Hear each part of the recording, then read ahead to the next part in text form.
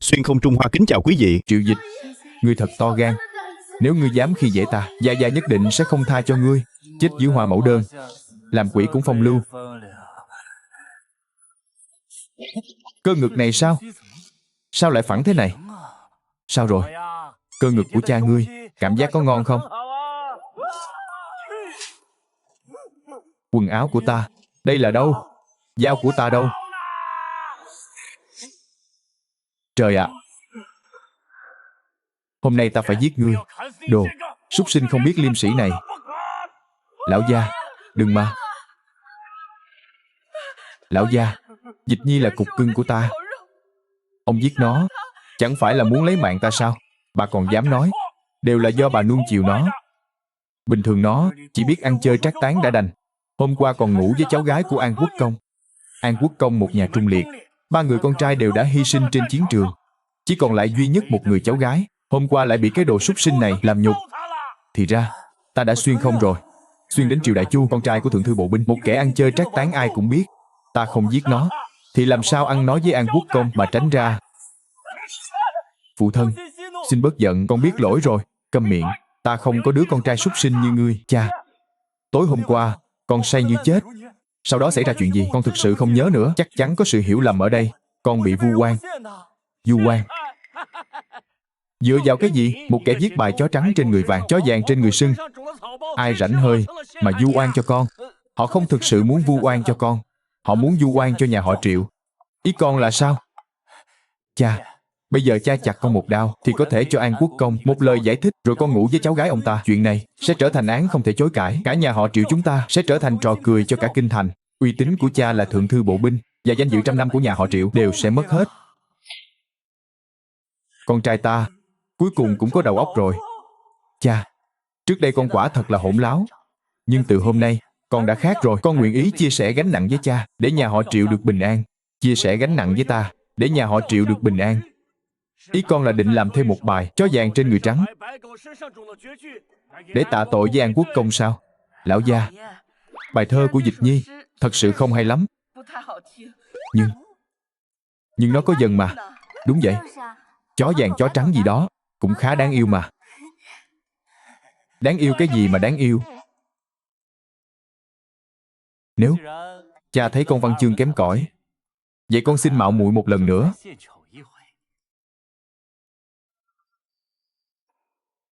Triệu Khách Mãn Hồ Anh, Ngô Câu Sương Tuyết Minh. Triệu Khách, chỉ người nhà họ Triệu ta. Mở đầu này, khí thế thật không tầm thường. Ngân yên chiếu bạch mã, phong đao tựa lưu tinh. 10 bước giết một người, ngàn dặm không lưu hành. Diệt xong phủi áo đi, sâu dấu công cùng danh. Tiểu Uyển, ngươi thấy chưa?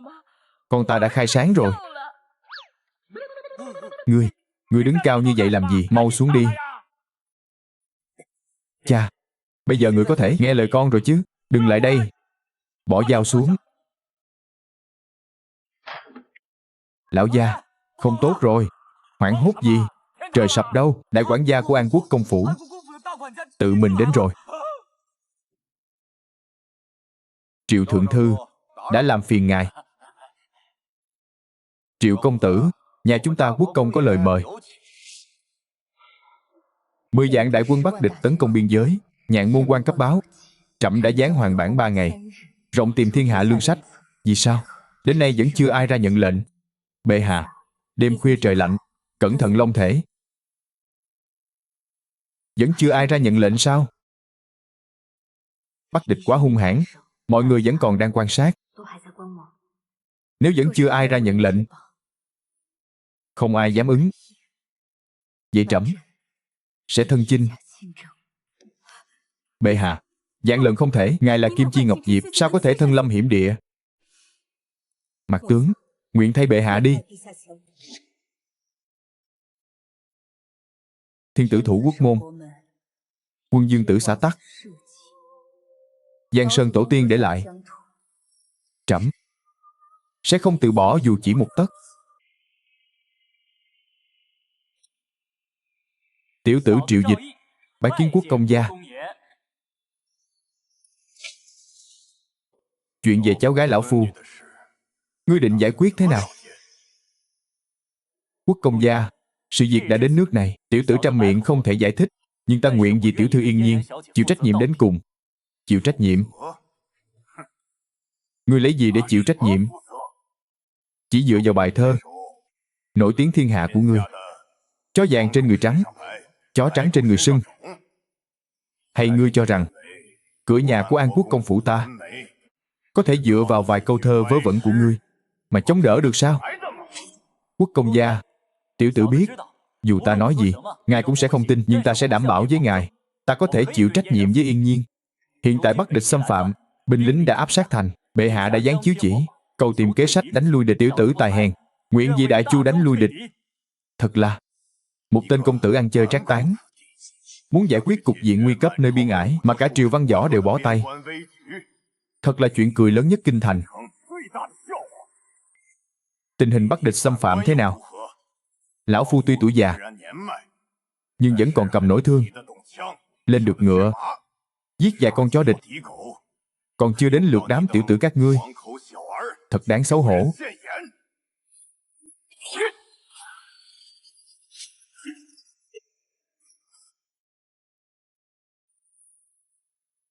Công gia xin bớt giận. Cháu biết rõ ngài vẫn còn chí lớn, nhưng cháu không cam lòng thua kém ngài.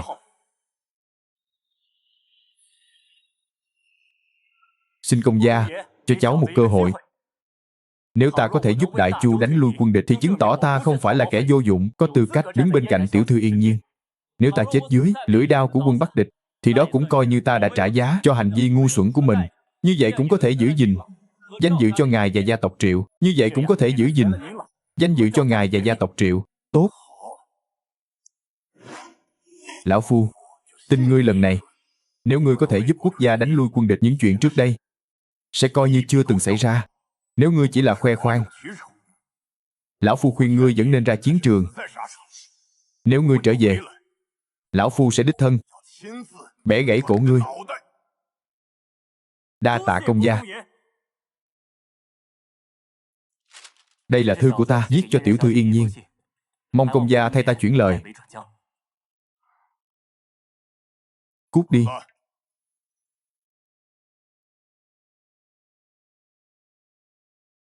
Yên Nhiên, hắn đi rồi, ngươi ra đi.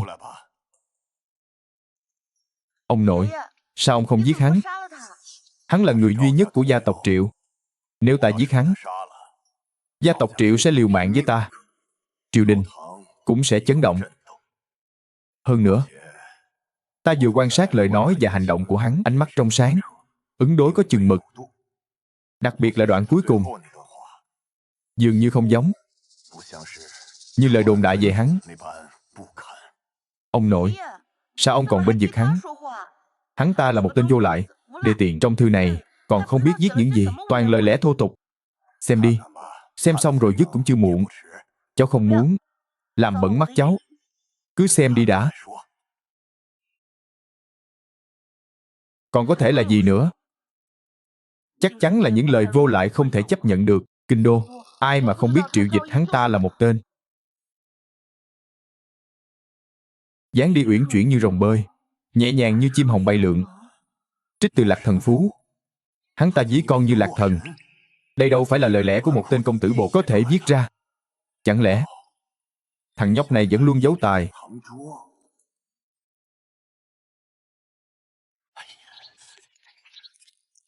Cha,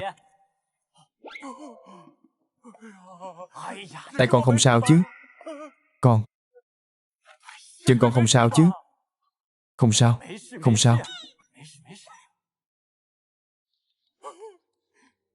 Peter không sao chứ?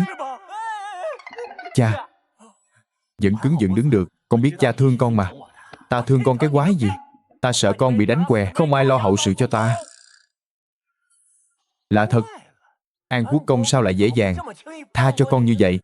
Vì con đã nói với quốc công gia rằng con sẽ chịu trách nhiệm với tiểu thư Yên Nhiên. Chịu trách nhiệm? Cháu gái cưng của An Quốc công sao có thể nhìn trúng cái tên công tử bột số 1 như con chứ? Con biết cô ấy không ưa con, cho nên con phải chứng minh bản thân không phải là công tử bột. Đợi khi con thành công danh toại rồi mới có thể đường đường chính chính đi cầu hôn. Vậy ngươi chứng minh thế nào? Vì bệ hạ giải sầu, vì Đại Chu đánh lui quân địch. Đánh lui quân địch? Đánh lui quân địch gì? Ngươi nói là chuyện bắt địch ở Ải Nhạn Môn sao? Đúng vậy. Cái chiếu dụ đánh lui quân địch này, trước khi ta đến phủ quốc công đã nhổ nó xuống rồi. Xong rồi, ngươi muốn cả nhà họ Triệu chúng ta phải chôn theo sao? Dao của ta đâu? Dao của ta đâu? Hôm nay ta nhất định phải đánh ngươi, thằng nhóc không biết trời cao đất dày này. Không được, cha muốn đánh người rồi. Triệu thượng thư,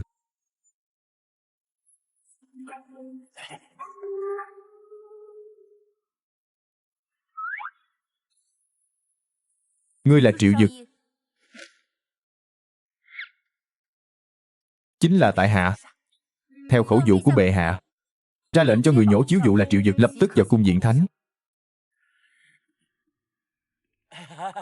Thống lĩnh, Nam Cung thống lĩnh, xin nghe ta nói một lời. Cái chiếu dụ này là do Tiểu Nhi bất cẩn bị ngã làm rớt. Không tính. Triệu thượng thư, Mạc tướng chỉ biết chiếu dụ đã bị nhổ xuống. Bất kể Triệu công tử đi đến đó bằng cách nào, chạy đến đó hay làm rớt nó, sự đã rồi, không thể thay đổi. Đi thôi. Xong rồi.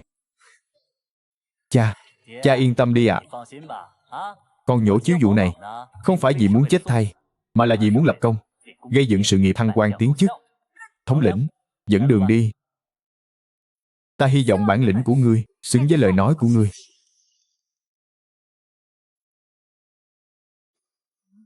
Xong rồi, lần này tiêu đời rồi, cả nhà thảm rồi.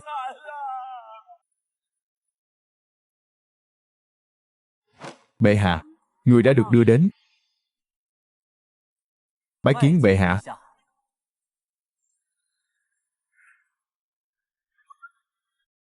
Thật nhỏ, thật dài. Nếu có thể ôm được đùi nữ đế, thì sau này ta chắc chắn có thể đi ngang. Dáng vẻ cũng khá đoan trang. Nghe nói mấy ngày trước ngươi đã làm một chuyện gây chấn động kinh thành. Bẩm bệ hạ, tiểu nhân sau khi say rượu đã thất đức thẹn với An Quốc công, khiến bệ hạ chê cười. Thất đức sau khi say rượu. Vậy việc xé bản chiêu hiền cũng là thất đức sau khi say rượu sao? Triệu Dịch tội khi quân, là phải chém đầu đó. Thôi vậy, trẫm niệm tình nhà họ Triệu trung lương nhiều đời, sẽ không so đo với ngươi. Sau này đừng lấy việc quân quốc đại sự ra làm trò đùa nữa. Lui xuống đi. Triệu công tử, mời.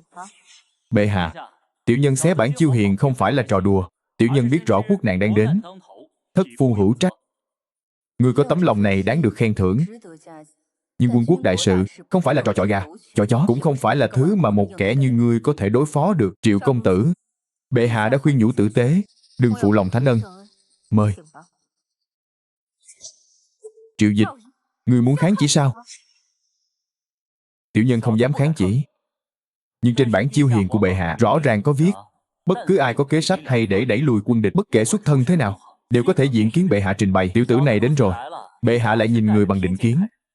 Sau này ai còn dám xé bản chiêu hiền, ai còn dám hiến kế cho bệ hạ? Hỗn xược, quyết sách của bệ hạ cũng là một tên công tử bột như ngươi có thể nghi ngờ sao? Nếu còn dám nói bậy, đừng trách ta.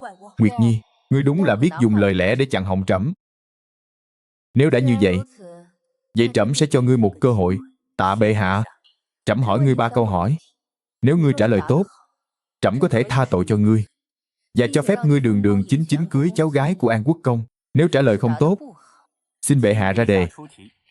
Câu hỏi thứ nhất, nếu ngươi là tướng công thành, quân dân trong thành thề chết chống cự, vậy sau khi thành dở, ngươi sẽ xử lý người trong thành như thế nào?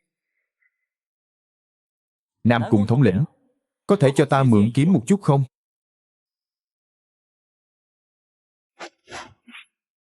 Ta sẽ dùng thanh kiếm này làm thước đo. Quân dân trong thành, phàm là người cao hơn thanh kiếm này, giết. Nguyệt Nhi, người thấy thế nào? Người cao hơn thanh kiếm này, đa phần là nam giới thanh niên cường tráng.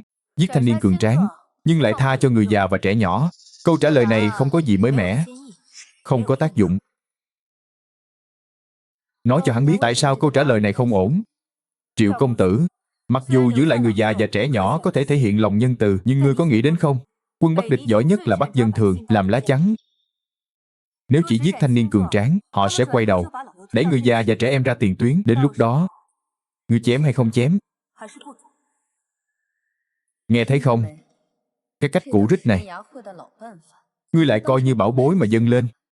Còn dám nói không phải lấy việc quân quốc ra đùa giỡn sao? Bệ hạ, kiếm của thần đặt ngang.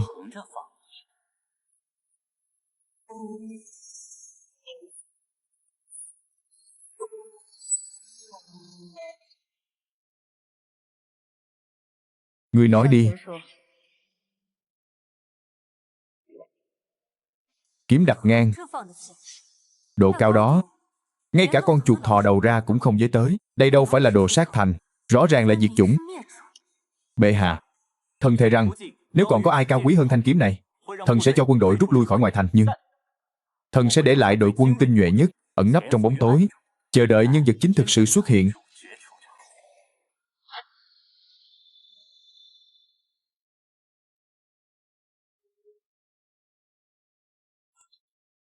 Phụ dương, mẫu hậu, con thề rằng chỉ cần con còn một hơi thở, nhất định sẽ khiến người Đại Chu nợ máu trả bằng máu. Ồ, nợ máu trả bằng máu.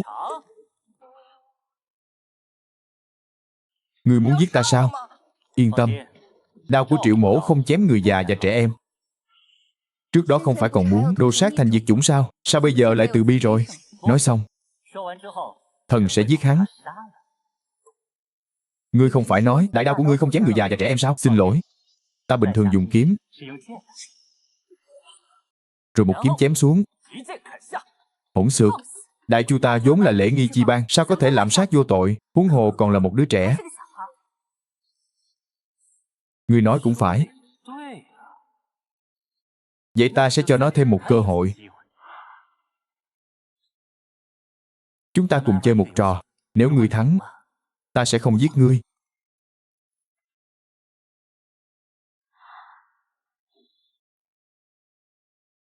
Chọn đi.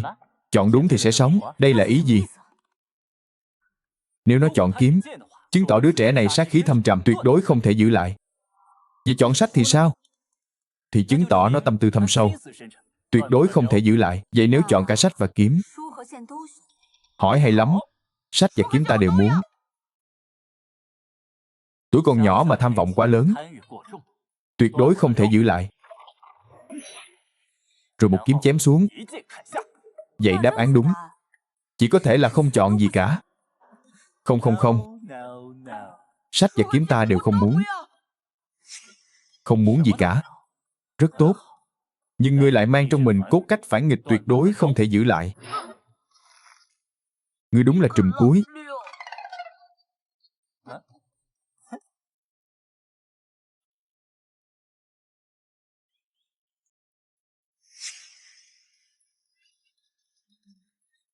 Ý của ngươi là bất kể đứa trẻ này chọn thế nào, nó đều khó thoát khỏi cái chết. Chứ còn gì nữa? Đợi đứa trẻ này lớn lên, dẫn quân phá thành của chúng ta, giết hại bách tính của chúng ta sao? Nam Cung thống lĩnh, ngươi có thể đừng phụ nhân chi nhân như vậy không? Ngươi, binh bộ thượng thư Triệu Chiêu cầu kiến. Tuyên.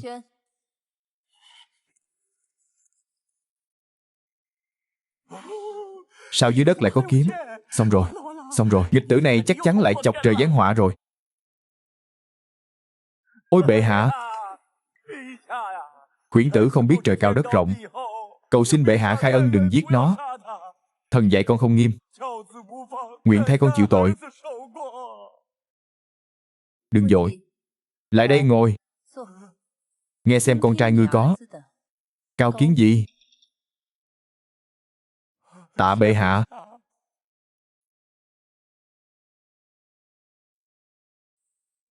Vấn đề đầu tiên của trẫm, ngươi trả lời tạm chấp nhận được. Tiếp theo là vấn đề thứ hai. Vấn đề đầu tiên mà còn tạm chấp nhận được ư? Xong rồi.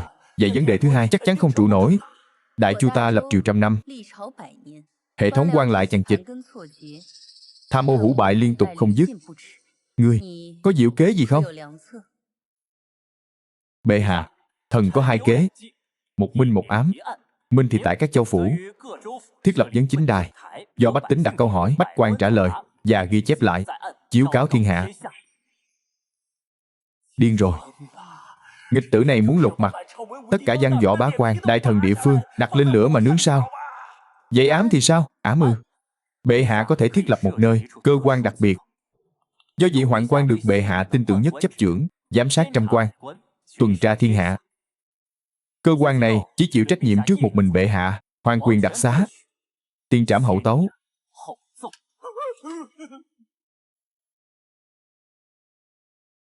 Hoàng quyền đặc xá, tiên trảm hậu tấu.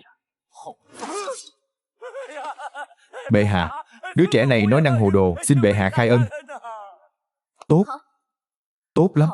Một sáng một tối, một khơi một chặn. Vấn đề cuối cùng.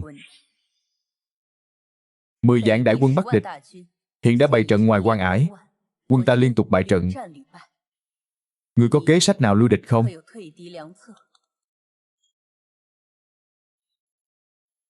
Bệ hạ, thần xin xuất chiến. Thần xin mời gia phụ làm chủ soái, thần làm phó soái, dẫn quân xuất chinh. Không quá 3 tháng, nhất định sẽ khiến 10 vạn đại quân Bắc địch có đi mà không có về. Nếu không thắng, thần và gia phụ sẽ mang đầu đến diện kiến. Hại cha quá. Sao ta lại sinh ra một đứa sao chổi thế này? Triệu Ái Khanh, ý Khanh thế nào? Thần không có dị nghị. Tốt.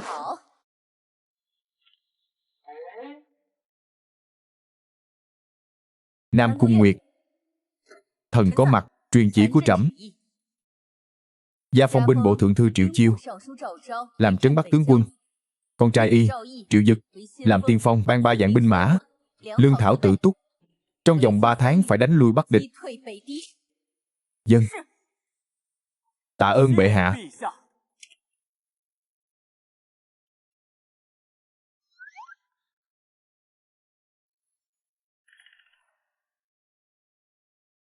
Đại đao của ta đâu? Trảm mã đao của ta đâu? Mau mang đến đây cho lão tử. Hôm nay ta nhất định phải chém chết cái đồ súc sinh hại cha này.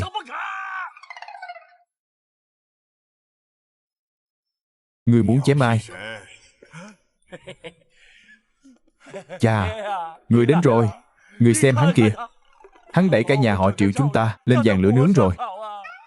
3 vạn binh mã, lương thảo tự túc. Đây đâu phải là bảo ta đi đánh Bắc địch, mà là bảo ta đi chết đó. Ra tiền tuyến là ý của chính con. Dân. Tốt. Con xem con kìa, hoảng loạn thế này. Ra thể thống gì nữa? Chà, đây không phải chuyện nhỏ đâu. Im miệng. Nhà họ Triệu ta đời đời trung lương. Ăn lộc vua thì phải lo việc vua. Đây là việc bổn phận của nhà họ Triệu ta. Con thân là binh bộ thượng thư. Binh mã chưa động, bản thân đã loạn trận cướp rồi. Mặt mũi nhà họ Triệu ta đều bị con làm mất hết rồi. Thắng thì vẻ vang tổ tông, thua thì da ngựa bọc thây. Đó cũng là vinh quang của người nhà họ Triệu ta. Sợ chết thì không phải là con cháu của Triệu Kiêu ta. Nói hay lắm. Vẫn là ông nội có tầm nhìn xa trông rộng. Bài hiệp khách hành của cháu, lão phu đã nghe nói rồi. Có thể viết ra câu 10 bước giết một người. Kẻ có thể đi ngàn dặm không ngừng nghỉ, tuyệt đối không phải kẻ vô dụng, ăn hại. Vậy quân nhu lương thảo phải làm sao đây? Lương thảo quân nhu, ta sẽ nghĩ cách. Các ngươi cứ việc dốc sức làm. Nếu có tử trận sa trường, ta sẽ đích thân đến Nhạn Môn Quan, thu liệm thi thể cho các ngươi.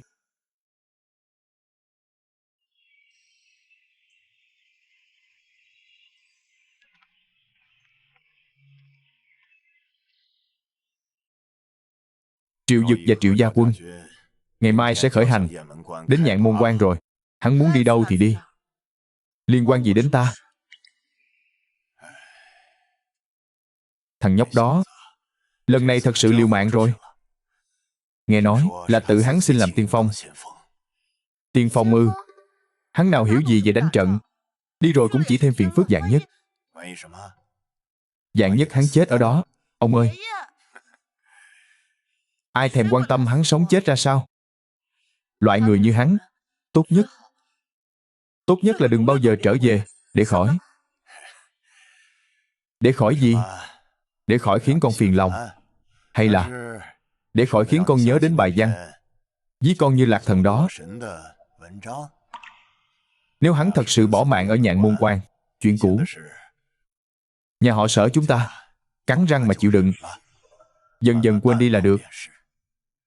Nếu hắn còn sống trở về, ít nhất cũng chứng minh tất cả chúng ta đều đã nhìn lầm người, đáng để chúng ta gạt bỏ thành kiến, nhìn nhận lại con người này. Tiểu Uyển, con thấy sao? Con không biết. Hiện giờ lòng con rất rối bời, không muốn nghĩ đến hắn. Vậy thì đừng nghĩ nữa. Gió từ Nhạn Môn Quan sẽ sớm mang tin tức về. Là phúc hay họa, là sâu hay rồng, thời gian sẽ cho chúng ta câu trả lời.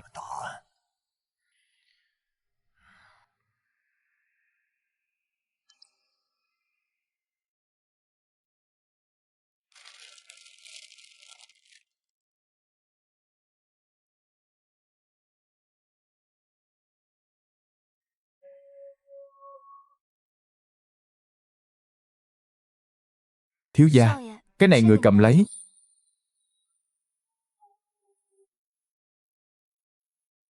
Đây là ngươi theo sao? Vâng, theo không được đẹp lắm. Nhưng thiếu gia, Tiểu Uyển đã đến Bạch Mã tự khai quan rồi, người nhất định phải cầm lấy, bình an trở về. Đa tạ. Con trai. Phương Bắc trời lạnh, con nhất định phải mặc thêm y phục. Hài Nhi đã ghi nhớ. Ông ơi, cháu đi đây. Ông hãy bảo trọng, muốn đi thì đi mau, đừng có lề mề như đàn bà. Đến đó hãy đánh cho thật tốt, đừng làm mất mặt ông. Vâng ạ. Ông ơi, ông cứ đợi tin thắng trận của cháu đi. Được rồi, đến giờ rồi, khởi hành.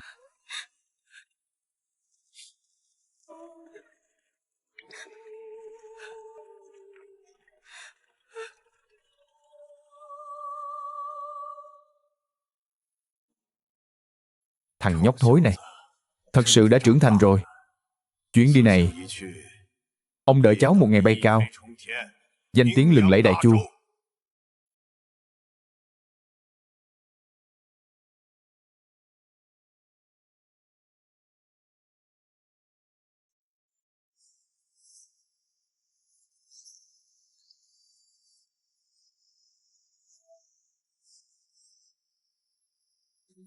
Triệu Dực, trẫm hy vọng ngươi có thể mang đến cho trẫm một bất ngờ.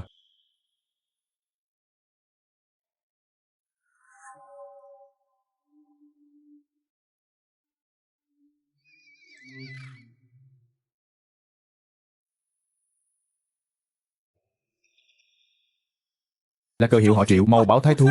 Rõ.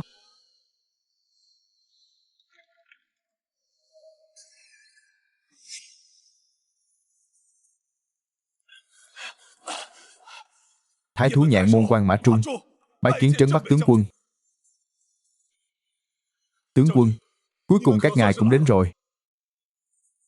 Nếu chậm thêm một ngày, cửa ải Nhạn Môn Quan này sẽ thành Quỷ Môn Quan mất.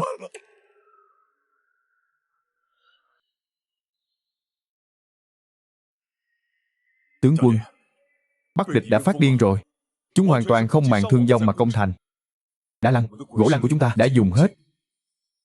Cung tên cũng chẳng còn bao nhiêu. Các tướng sĩ đã 3 ngày 3 đêm không chợp mắt rồi. Mã Trung, Nhạn Môn Quan này là hùng quan thiên hạ, binh tinh lương túc, cớ sao chỉ trong vài ngày ngắn ngủi đã bị dồn vào bước đường cùng này? Chẳng lẽ là do ngươi ngày thường lơ là phòng bị, hay là binh lính dưới trướng ngươi đều là những kẻ vô dụng, mềm yếu? Tướng quân, Mạc tướng vô năng, giữ thành bất lợi, tội đáng vạn lần chết. Nhưng nếu ngài nói Mạc tướng lơ là, huynh đệ chúng thần là kẻ yếu hèn, Mạc tướng không phục, chúng thần cũng không phục. Vậy ngươi nói xem, trận chiến này ngươi đánh thế nào? Nếu là đường đường chính chính, đao đối đao, thương đối thương, dù có thêm 10 vạn chó Bắc địch nữa, chúng thần cũng không sợ. Nhưng lần này thì khác rồi. Bọn Bắc địch lần này đến thật sự rất quỷ dị. Đường hành quân của chúng ta thời gian đổi gác, thậm chí cả vị trí tích trữ lương thảo, chúng dường như đều biết rõ mồn một. Chúng ta vừa điều binh chi viện tường Đông thì chủ lực của chúng lại dồn vào tường Tây yếu nhất. Mỗi lần chúng ta mai phục, chúng lại dòng đường khác. Tướng quân, trận chiến này thật sự quá uất ức. Báo, Bắc địch lại bắt đầu công thành rồi. Truyền lệnh của ta, toàn quân cha hãy khoan nóng vội. Quân tình khẩn cấp, có lời gì thì mau nói, có rắm gì thì mau thả. Chúng ta ngàn dặm hành quân, người mệt ngựa mỏi, địch quân thì lấy sức nhàn đỡ sức mỏi, binh phong đang thịnh. Nếu lúc này giao chiến, e rằng lành ít dữ nhiều. Vậy con mau nói xem phải làm sao? Mắt trừng trừng nhìn, chúng xông vào sao? Đúng vậy, thiếu tướng quân, đã lăn, gỗ lăn của chúng ta đã dùng hết. Dù có muốn giữ cũng không còn cách nào giữ được. Mã Thái Thú, ta hỏi ngươi, trong thành bây giờ thứ gì không thiếu nhất là gì? Là người. Dạ, những thứ người ăn uống, bài tiết ra đủ rồi. Truyền lệnh xuống, toàn quân tướng sĩ cứ thế mà làm. Thu thập tất cả phân tiện, dựng nồi lớn thêm nước đun sôi. Ngươi nói gì? Đây chính là kim tráp. Nếu đun sôi rồi tạt vào quân địch, sẽ đau hơn cả dầu sôi. Quan trọng hơn là, vật này vô cùng ô uế. Người trúng phải vết thương sẽ lở loét. Chưa đầy 3 ngày, sẽ bị nhiễm trùng trên diện rộng. Đến lúc đó, thần tiên cũng khó cứu. Lại truyền lệnh, đem tất cả kim tráp đã đun sôi, bôi lên mũi tên. Một nhát chém xuống, dù chỉ là xước da một chút, chúng cũng không chịu nổi. Đây gọi là công kích vật lý, cộng thêm sát thương phép thuật, hiểu không? Hỗn xược, đây là độc kế gì vậy? Quân sĩ Đại Chu ta là quân nhân nghĩa, ta tuyệt đối sẽ không để ngươi dùng loại thủ đoạn hèn hạ này. Cha muốn cùng một lũ súc sinh cướp nước ta mà nói nhân nghĩa sao? Hiện giờ thành môn sắp bị phá rồi. Cha muốn nhân nghĩa của cha, hay muốn tính mạng của vạn quân sĩ Nhạn Môn Quan và toàn bộ bá tánh trong thành? Mã Thái Thú, cứ thi hành mệnh lệnh đi. Nếu có bất kỳ vấn đề gì, Triệu Dực ta sẽ một mình gánh vác. Mạc tướng tuân lệnh. Đi.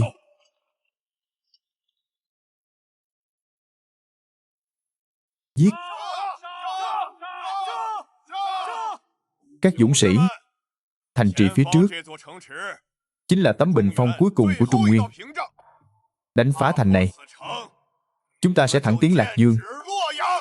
Đến lúc đó, vạn dặm đất đai màu mỡ của Trung Nguyên sẽ hoàn toàn nằm trong tay Bắc địch chúng ta. Các dũng sĩ, các ngươi có muốn thấy nữ đế Đại Chu cao cao tại thượng phải hành lễ khiên dương với chúng ta không? Muốn. Các ngươi có muốn thấy những kẻ tự xưng là văn minh của người Chu phải quỳ rạp dưới chân chúng ta không? Muốn. Các ngươi có muốn cướp đoạt tài phú của bọn chúng, cướp đoạt nữ nhân của bọn chúng không? Muốn. Truyền lệnh của đại soái ta, kẻ nào xông vào thành đầu tiên, thưởng 100 lạng vàng, phong 100 hộ cho ta.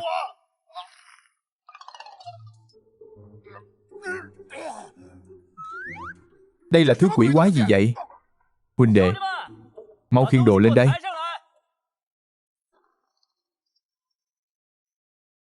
Thác Bạt Uyên, mùi vị của kim tráp này thế nào? Đây là ông nội ngươi, đặc biệt chuẩn bị cho người đó. Lũ chó Chu xảo quyệt các ngươi. Sau khi ta phá thành, ta sẽ khiến các ngươi tan xương nát thịt. Các dũng sĩ, hãy sang bằng Nhạn Môn Quan cho ta. Giết, giết. Chính là lúc này, tạt đi.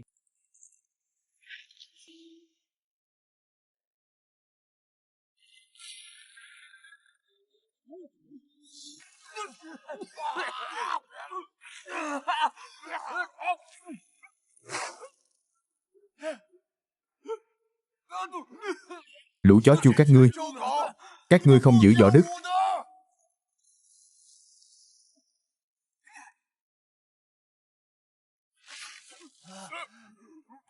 Thiên soái, đại soái, kim tráp này quá độc ác, binh sĩ thương vong nặng nề, sĩ khí giảm sút, hay là rút quân trước đi ạ?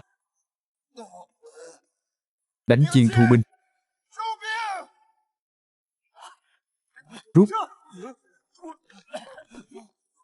Mau, đi, đi, đi. Kim Tráp, ngươi nghĩ ra được cách này sao? Triệu Chiêu ta cả đời đường đường chính chính, chưa từng làm ra loại thủ đoạn hèn hạ này. Hèn hạ hay không không quan trọng, chỉ cần có thể đẩy lùi địch, đó chính là thượng sách. Đẩy lùi địch, thứ của ngươi chỉ khiến người ta buồn nôn, có ích lợi gì chứ? Bẩm. Tướng quân, Thiếu tướng quân, thần kỳ. Thật sự thần kỳ, quân bắt địch. Quả nhiên đã rút quân. Cái gì? Rút quân rồi sao? Dân, tướng quân, quân bắt địch. Không phải bị đánh bại, mà là bị Kim Trắp làm cho buồn nôn mà rút lui. Thiếu tướng quân, chiêu này của người thật sự quá hiểm độc. Có hiệu quả là được. Kim Trắp chỉ là món khai vị. Đêm nay, ta muốn bọn chúng ngủ một giấc thật ngon. Mã Trung, Mạc tướng có mặt, ngươi dẫn 100 khinh kỵ binh. Đêm nay ra ngoài doanh trại địch bắn hỏa tiễn, đánh trống trận, ra sức quấy phá, hồ đồ. 100 người, mà muốn đi đêm quấy phá 10 vạn đại quân. Ngươi là muốn Mã Thái Thú đi chịu chết sao? Tướng quân, chỉ cần có thể đẩy lùi địch, giữ vững Nhạn Môn Quan của ta, dù là đao sơn hỏa hải, Mạc tướng cũng nguyện ý xông pha. Thiếu tướng quân, Mạc tướng xin đi điểm binh ngay. Đứng lại. Ai cho ngươi đi chịu chết? Nghe đây, nếu bọn chúng đuổi theo, các ngươi cứ chạy. Nếu bọn chúng quay về, các ngươi lại đi quấy phá. Hãy nhớ kỹ 8 chữ. Địch tiến ta lui, địch lui ta quấy phá. Hoang đường. Đây là chiến pháp gì? Đơn giản là trò trẻ con. Thiếu tướng quân, phép này tuy có thể làm địch mệt mỏi, nhưng e rằng ta muốn chính là bọn chúng tinh thần suy sụp chỉ trong một đêm. Cỏ cây đều là binh lính. Ta muốn bọn chúng biết rằng ngoài Nhạn Môn Quan này, nhắm mắt lại là lời thoại bị cắt hoặc không rõ. Hãy chấp hành mệnh lệnh đi. Mạc tướng lĩnh mệnh. Khoan đã. Thiếu tướng quân, ngươi còn có việc gì sao? Chuẩn bị cho ta một cây đàn tỳ bà. Đêm nay bản tướng quân cũng sẽ đi.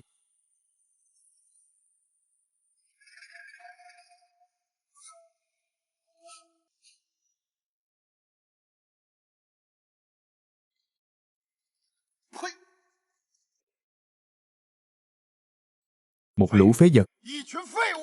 10 vạn đại quân bị một lũ nhát gan dùng phân và nước tiểu chặn đứng, thật là sỉ nhục lớn. Đại soái, không phải huynh đệ chúng ta sợ hãi chiến đấu, thật sự là gì? Thủ đoạn của người Chu quá đê tiện. Triệu Chiêu cũng là một lão tướng, lại dùng loại thủ đoạn hạ đẳng này. Bẩm đại soái, theo manh mối Mạc tướng có được, người trấn thủ thành lần này không phải Triệu Chiêu, mà là con trai hắn, Triệu Dực.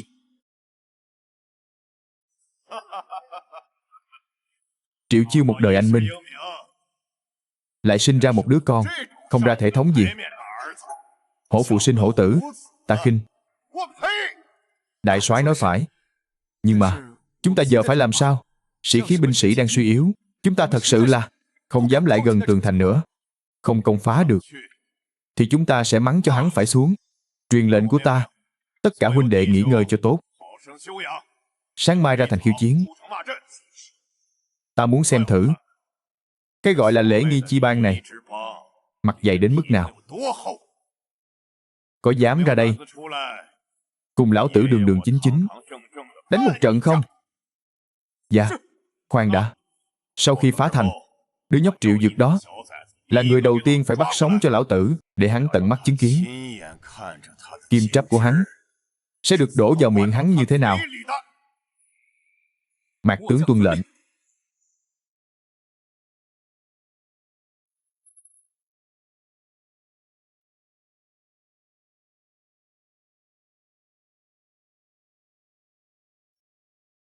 Lũ chuột.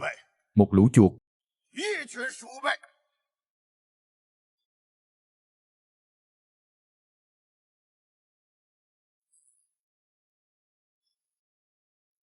Giết.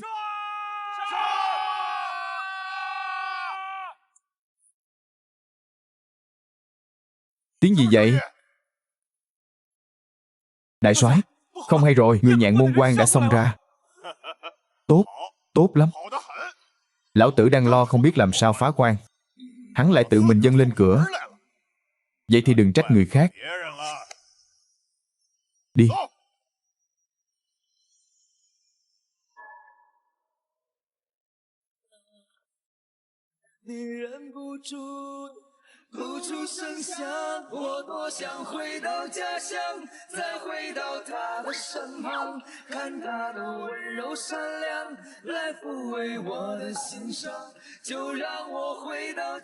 Triệu Dực, người ức hiếp người quá đáng. Đập nát hết những cái trống rách nát, và cái miệng thối đó của hắn cho ta. Xông lên, đại soái Thác Bạt. Khúc hát ru đêm nay đã được hát xong rồi. Chúc đại soái Thác Bạt có một giấc mộng nhớ nhà thật đẹp. Chạy mau đi huynh đệ. Bọn vô dụng các ngươi, chỉ biết dùng loại thủ đoạn hạ đẳng này. Thu binh, tất cả cút về ngủ cho lão tử. Dạ.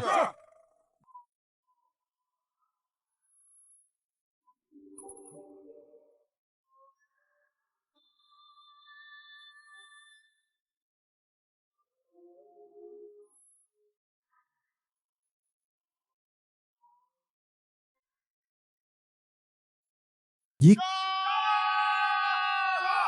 Không hay rồi đại soái, người Nhạn Môn Quan lại xông ra nữa. Còn muốn tiếp tục đến bao giờ nữa? Thật sự coi lão tử là bùn nặng sao?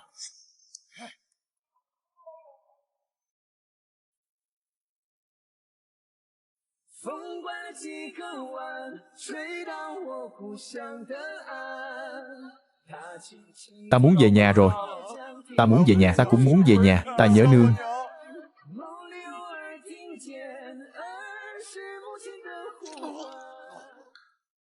Tức chết ta rồi.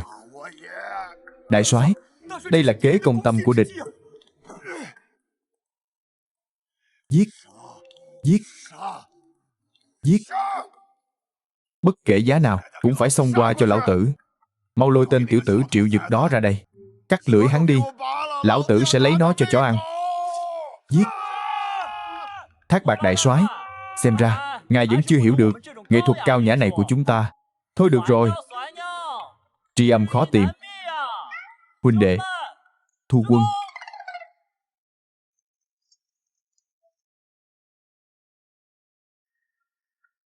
Lũ chuột vô năng, chỉ biết trốn chui trốn nhủi.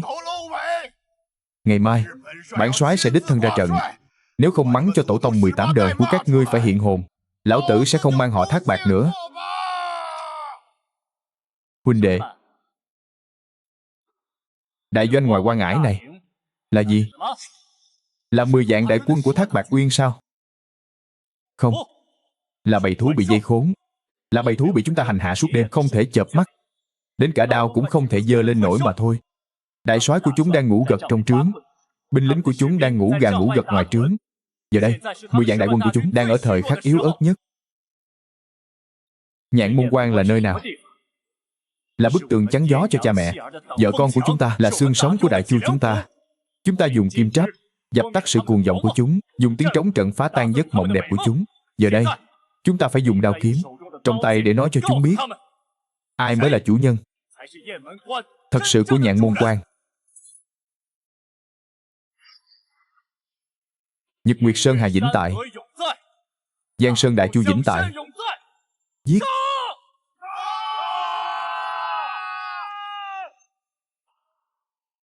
Giết.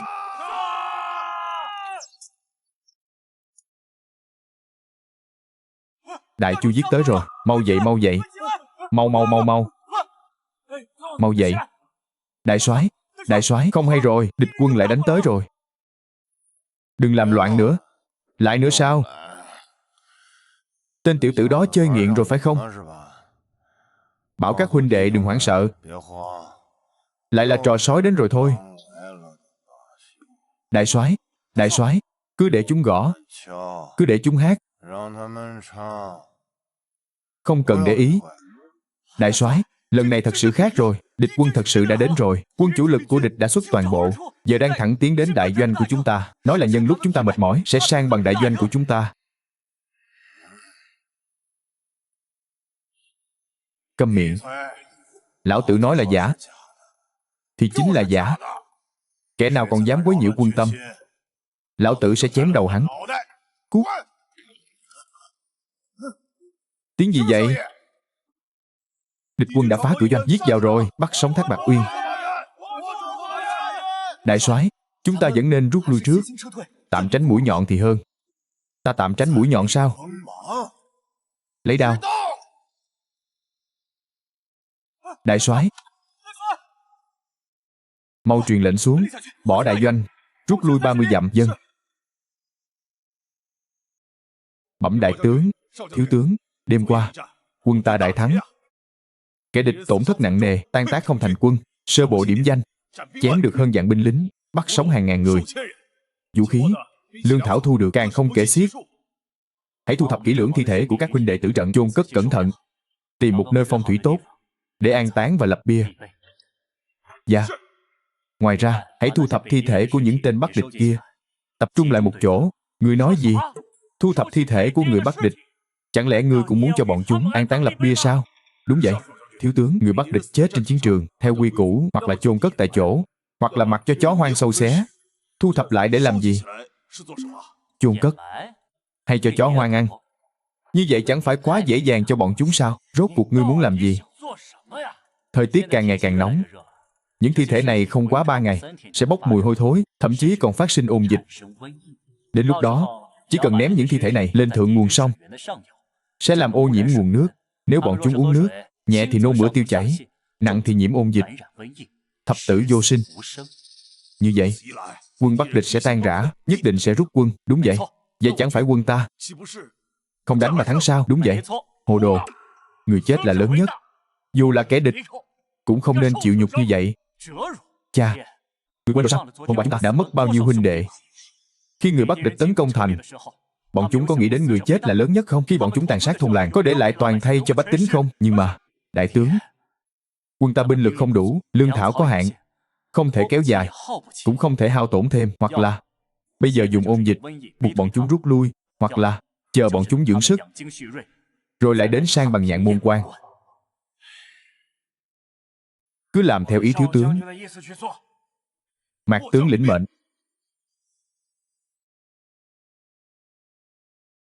Đại soái, tên Triệu Dịch đó quả là không phải người. Hắn đã ném thi thể của các huynh đệ tử trận của chúng ta xuống sông ở thượng nguồn rồi.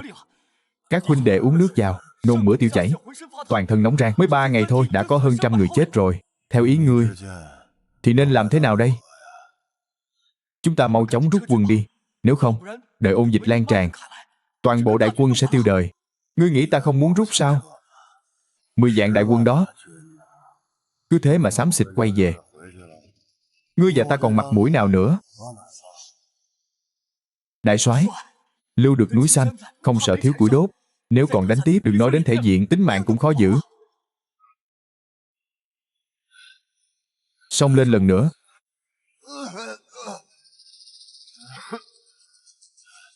Lần cuối cùng. Tập hợp những huynh đệ còn có thể chiến đấu, cùng ta xông lên Nhạn Môn Quan một lần nữa. Nếu không công phá được, ta sẽ nhận. Đại soái, đại soái, đại soái, đại soái. Người đâu? Tướng quân, truyền lệnh đại soái, nhổ trại rút quân.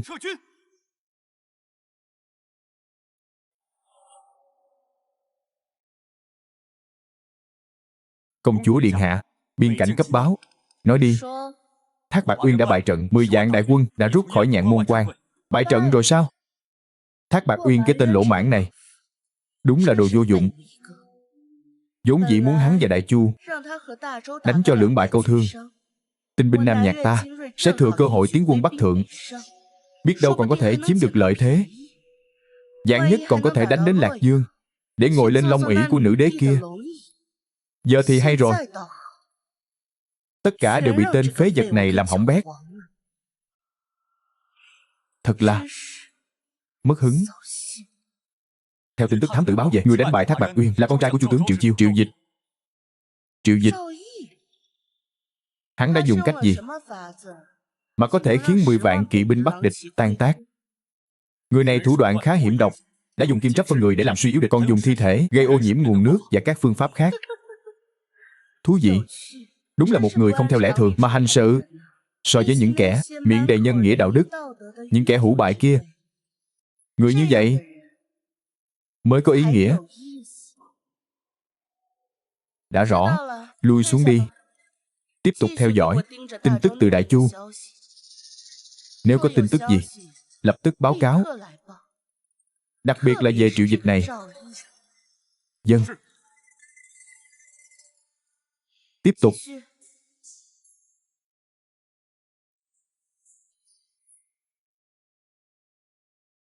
Bắc địch nguyên khí đại thương. Thác Bạt Uyên vẫn còn kinh hồn bạt vía, ít nhất 1 năm rưỡi.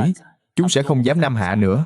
Thiếu tướng mưu lược tài tình, khiến lòng người nằm trong lòng bàn tay. Thật đúng là thần nhân.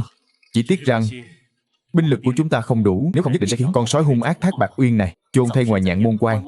Báo đại tướng quân Mã Thái Thú khi mặt tướng dọn dẹp đại doanh của Thác Bạt Uyên đã phát hiện ra thứ này. Đây là bản đồ hành quân và thay phiên phòng thủ của Nhạn Môn Quan, cả điểm tích trữ lương thảo và vị trí kho quân giới nữa. Tấm da dê này chỉ có ở Kinh Thành mới có. Nói cách khác, tướng quân, ngài thấy rồi chứ, mặt tướng không hề nói dối. Các huynh đệ không phải là kẻ yếu hèn, không phải là sợ hãi, mà là có kẻ đã đâm sau lưng họ. Tướng quân, họ chết thật oan uổng. Mã Trung, huynh đệ tốt của ta, mau đứng dậy. Là Triệu Chiêu ta hồ đồ, đã trách lầm ngươi, đã trách lầm các huynh đệ ở Nhạn Môn Quan, tội thông đồng với địch, bán nước, đáng vạn lần chết. Mã Thái Thú, ngươi cứ yên tâm, lần này sau khi trở về Kinh Thành, ta nhất định sẽ bắt được tên súc sinh ăn cây táo rào cây sung này. Đúng vậy, ta nhất định phải lấy đầu tên đó để tế điện cho anh linh các tướng sĩ đã hy sinh ở Nhạn Môn Quan. Đa tạ tướng quân minh xét, đa tạ thiếu tướng quân tin tưởng. Chuyện không nên chậm trễ.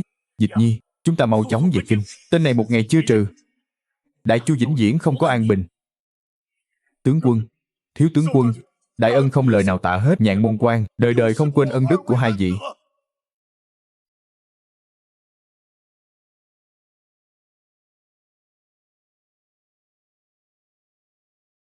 Đốt kim trắp, nửa đêm quấy nhiễu, ném xác xuống nguồn nước. Đây là việc con người có thể làm ra sao?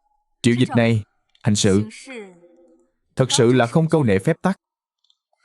Truyền chỉ của trẫm, trấn bắt tướng quân Triệu Chiêu, tiên phong Triệu Dịch, đường xa mệt mỏi, công lao hiển hách, cho phép phụ tử bọn họ về phủ nghỉ ngơi một ngày. Ngày mai thiết triều sẽ tiến hành phong thưởng.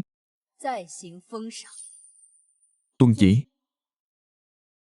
Nương, hài nhi đã về. Về rồi là tốt, về rồi là tốt. Để nương xem kỹ xem, có bị thương không? Có bị thương chỗ nào không? Chỉ là chút vết thương ngoài da thôi. Nương xem, giờ con đã khỏi rồi. Không sao là tốt rồi. Mau lại đây, kể cho Gia Gia nghe đi. Thằng nhóc tốt, nghe nói lần này ở Nhạn Môn Quan, người đã khiến lão già Thác Bạt Uyên kia khốn đốn không ít. Toàn là những thủ đoạn không đáng nhắc đến, khiến Gia Gia chê cười rồi. Binh giả, quỷ đạo giả, có thể thắng mới là bản lĩnh thật sự. Tổng thể vẫn hơn cái đầu cứng nhắc của cha ngươi.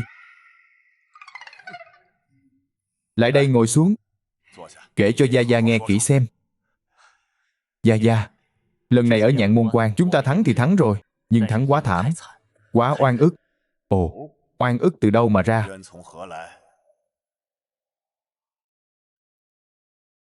Đây là thứ con tìm thấy từ doanh trại của Thác Bạt Uyên. Người Bắc địch hoảng loạn bỏ chạy, không kịp đốt sạch. Tấm này là bản đồ bố phòng của Nhạn Môn Quan, lộ tuyến hành quân, vị trí kho lương không sai một ly.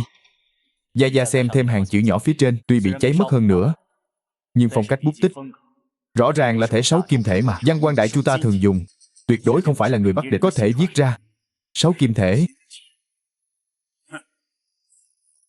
Được lắm. Xem ra có kẻ không muốn chúng ta trấn giữ Nhạn Môn Quan, không muốn đại chu ta được an bình. Dù có đào sâu 3 tấc đất, ta cũng phải lôi cổ cái tên súc sinh hại nước hại dân, ăn cây táo rào cây sung này ra. Khoan đã, trước khi có chứng cứ xác đáng, chớ nên rêu rao, kẻo đánh rắn động cỏ. Cha, chẳng lẽ cứ để tên súc sinh này tiếp tục nhẫn nhơ ngoài dòng pháp luật, hại nước hại dân sao? Đừng nóng vội.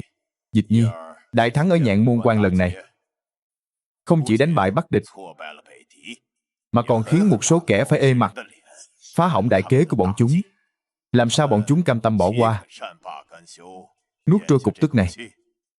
Ông nội, ý người là ngày mai trên triều đình, những kẻ đó nhất định sẽ không nhịn được, tự mình nhảy ra, hoặc là nói con dùng thủ đoạn bất chính, hoặc là vu oan giá họa cho con.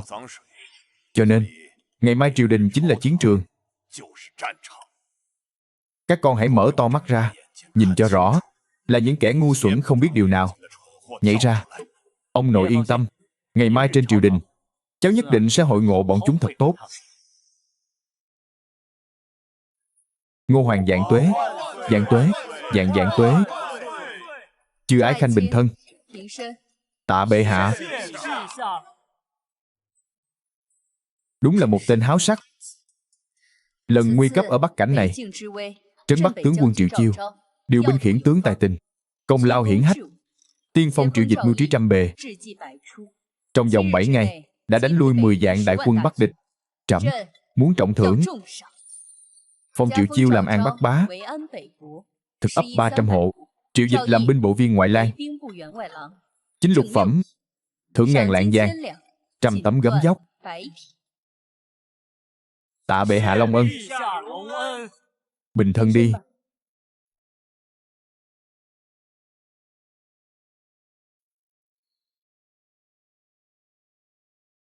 Bệ hạ, thần có việc muốn tấu. Bệ hạ, thần có việc muốn tấu. Tấu đi. Triệu dịch tướng quân có công lui địch, thể hiện thần uy, thần vô cùng bội phục. Nhưng mà kế sách mà hắn dùng ở biên quan quả thực có hại đến thiên hòa, kinh thiên động địa. Hại đến thiên hòa là sao? Thứ nhất, hắn lại ra lệnh cho binh sĩ nấu kim trắp nước phân rồi đổ kim trắp lên quân địch. Thứ hai, hắn lại dứt xác quân địch xuống nguồn nước, gây ra dịch bệnh khắp nơi. Đây đều là kế sách lui địch. Có vấn đề gì sao? Bệ hạ, đại chu ta là thiên triều thượng quốc, nói về vương đạo, thực hành nhân chính. Chiến pháp bất nhân đạo như vậy, nếu truyền ra ngoài, e rằng bách tính thiên hạ sẽ cười nhạo đại chu ta. Đúng vậy. Quả nhiên không nằm ngoài dữ liệu của ông nội. Giang thần đã tự mình nhảy ra rồi. Ngự sử Trần phải không? Đúng vậy. Chính là hạ quan. Ta hỏi ngươi, khi quân Bắc địch áp sát thành, ngươi ở đâu? Khi tướng sĩ Nhạn Môn Quan ở tiền tuyến liều mình giết địch, ngươi lại ở đâu? Ăn nói bậy bạ, câm miệng cho lão tử. Cái gì mà kim trắp không nhân đạo? Lão tử không làm vậy. Ngươi có thể đứng đây an ổn mà phun kim trắp vào ta sao? Nếu ngươi cảm thấy phun kim trắp là không nhân đạo, vậy ngươi đi đi. Ngươi đi nói đạo lý với Thác Bạt Uyên, dùng cái miệng lưỡi của ngươi mà đuổi 10 vạn đại quân Bắc địch về đi. Ngươi cái gì mà ngươi, loại người như ngươi, ăn uống no đủ, trong đầu lại toàn là kim trắp. Lão tử nói cho ngươi biết, lão tử dùng chính là thủ đoạn hèn hạ. Nhưng lão tử đã thắng. Lão tử giữ được Nhạn Môn Quan, giữ được tướng sĩ Đại Chu, giữ được cái loại súc sinh như ngươi có thể trên triều đình tiếp tục ăn nói bậy bạ. Ngươi bây giờ lại quay lại cắn ta một miếng, ngươi còn mặt mũi nào nữa không? Ngươi, ta chưa từng thấy người nào lại trơ trẽn đến vậy.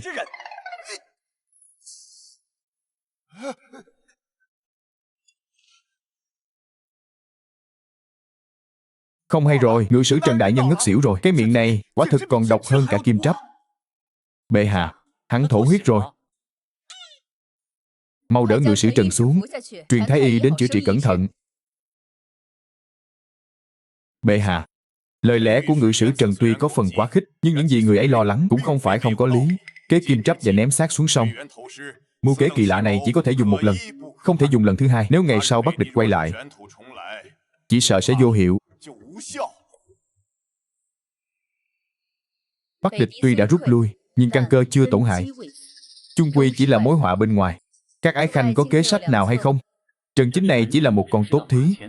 Con rắn độc thật sự đang ẩn nấp trong bóng tối.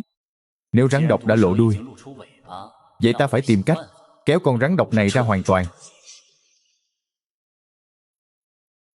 Bệ hạ, thần có một kế, có thể không tốn một binh một tốt, mà khiến quốc lực Bắc tổn thất nặng nề.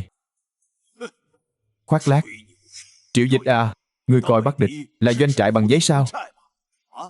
Gió thổi một cái là đổ sao? Đúng vậy, quốc gia đại sự, sao có thể coi là trò đùa như vậy? Triệu tướng quân, quý công tử của ngài đánh thắng một trận, liền trở nên kiêu ngạo đến vậy sao? Hạ thần dạy con không nghiêm, khiến thừa tướng gia chê cười rồi. Thằng nhóc thối, đây là Kim Loan Điện, không được nói bậy. Các ái khanh cứ nói không sao, trẫm cũng muốn nghe. Ngươi có cao kiến gì? Bệ hạ, kế sách của thần nói ra cũng đơn giản.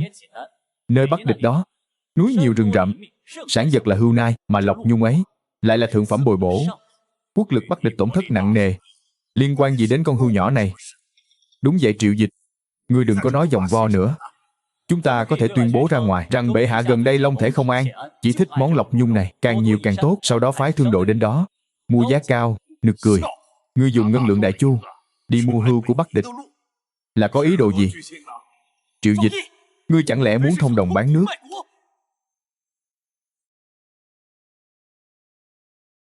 Hai vị đại nhân xin thận trọng lời nói. Nếu con ta thông địch, Yên Môn Quan đã sớm thất thủ, làm sao có thể đánh lui Bắc địch? Bệ hạ, người nói xem, nực cười. Ai biết được Bắc địch có phải là đã thông đồng với các ngươi, trước tiên thắng một trận nhỏ, để lập quân công, rồi sau đó lại giúp chúng đánh tới không? Ngươi, thôi được rồi. Triệu Ái Khanh cứ nói tiếp. Trẫm cũng muốn nghe. Việc mua hươu giá cao này, làm sao có thể khiến Bắc địch quốc lực suy yếu trầm trọng? Bệ hạ, người nghĩ xem, trồng trọt vất vả biết bao, cả năm trời cũng chỉ đủ ăn đủ mặc, nhưng săn hươu thì khác. Chỉ cần bắt được một con là có thể bằng thu hoạch cả năm của họ. Cứ như vậy, Bắc địch tất sẽ cả nước đi săn hươu, bỏ bê nông nghiệp. Đúng vậy, cứ để chúng đắm chìm trong đó. Đại chu ta lại cắt đứt giao thương nhung hươu, phong tỏa lương thực. Đến lúc đó Bắc địch tất sẽ sinh nội loạn. Bệ hạ, kế này tuy hay, nhưng tốn thời gian lâu dài. Nếu triều đình Bắc địch có hiền thần, chưa chắc đã không nhìn thấu. Nhìn thấu thì sao? Đây chỉ là món khai vị. Đòn sát thủ thật sự còn ở phía sau. Nói tiếp đi. Thương đội của chúng ta đi mua nhung hươu, có thể tiện thể mang theo một ít giống lúa tốt sang đó, lén lút bán cho những người vẫn còn muốn trồng trọt bên đó. Một lời hồ đồ. Ngươi có biết Bắc địch xâm lược đại chu ta là vì cái gì không? Là vì lương thực, mà ngươi lại còn đem giống lúa tốt cho chúng. Bệ hạ, đây là tội tư địch, không thể dung thứ. Dịch Nhi, con nói bậy bạ gì vậy? Người xem, lại nóng vội rồi. Giống lúa tốt mà ta bán sang đó không phải là giống sống, mà là giống đã luộc chín. Giống đã luộc chín. Giống lúa đã luộc chín. Giống lúa đã luộc chín này, dù có gieo xuống ruộng, cũng không thể nảy mầm. Đến năm sau, Bắc địch sẽ không thu hoạch được gì. E rằng bách tính đều sẽ chết đói. Như vậy, chúng ta có thể không tốn một giọt máu mà chiếm được Bắc địch. Đúng vậy. Hai kế song song vẫn chưa đủ. Chúng ta còn phải dùng một kế hiểm độc hơn. Ồ, nói mau. Chúng ta có thể đi đúc tiền đồng. Không dùng đồng tốt, mà dùng đồng kém chất lượng nhất, thậm chí còn pha thêm tạp chất vào. Đồng tiền đúc ra như vậy, bề ngoài nhìn giống tiền quang, thực chất chỉ là một đống đồng nát. Ý của ngươi là dùng đồng tiền kém chất lượng nhất đi mua hươu của bọn chúng. Đúng vậy. Bệ hạ, ngươi thử nghĩ xem, đến lúc đó bách tính của bọn chúng vì săn hươu mà bỏ bê nông nghiệp. Những người muốn trồng trọt vì hạt giống bị luộc chín mà không có thu hoạch. Trong quốc khố của bọn chúng chất đầy tiền đồng kém chất lượng của ta. Đến lúc đó sẽ ra sao đây? Đến lúc đó kinh tế Bắc địch sẽ hoàn toàn sụp đổ. Quốc gia của bọn chúng sẽ tự mục nát từ bên trong. Như vậy, chúng ta không cần tốn một binh một tốt cũng có thể chiếm được Bắc địch rồi. Độc, kế sách này quả thực quá độc ác. Kế này liên hoàn, tương hỗ lẫn nhau. Triệu công tử quả là thiên tài.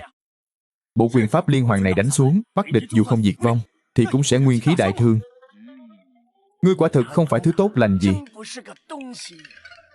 Ngươi làm như vậy, chẳng lẽ không sợ tổn hại thiên hòa, tổn hại âm đức sao?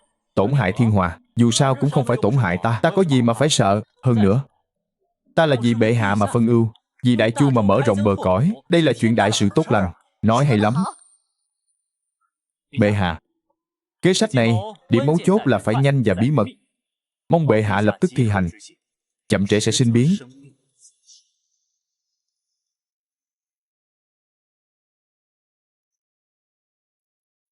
Thằng nhóc thối tha, ngươi đứng lại cho ta. Ngươi rõ ràng biết trong triều có nội gián, tại sao lại để kế hoạch đều công khai ra? Ngươi có biết không, những lời ngươi vừa nói, chỉ cần một chữ truyền đến tai Thác Bạt Uyên, thì toàn bộ kế hoạch đều đổ sông đổ biển, không công khai ra. Làm sao dẫn rắn ra khỏi hang? Ý gì vậy? Gọi một tiếng cha đi rồi ta sẽ nói cho ngài. Thiếu tướng quân, bệ hạ có chỉ dụ, mời người đến ngự thư phòng một chuyến. Thằng nhóc, lát nữa ngươi phải thành thật một chút. Những gì không nên nói thì đừng nói, biết chưa? Biết rồi, biết rồi.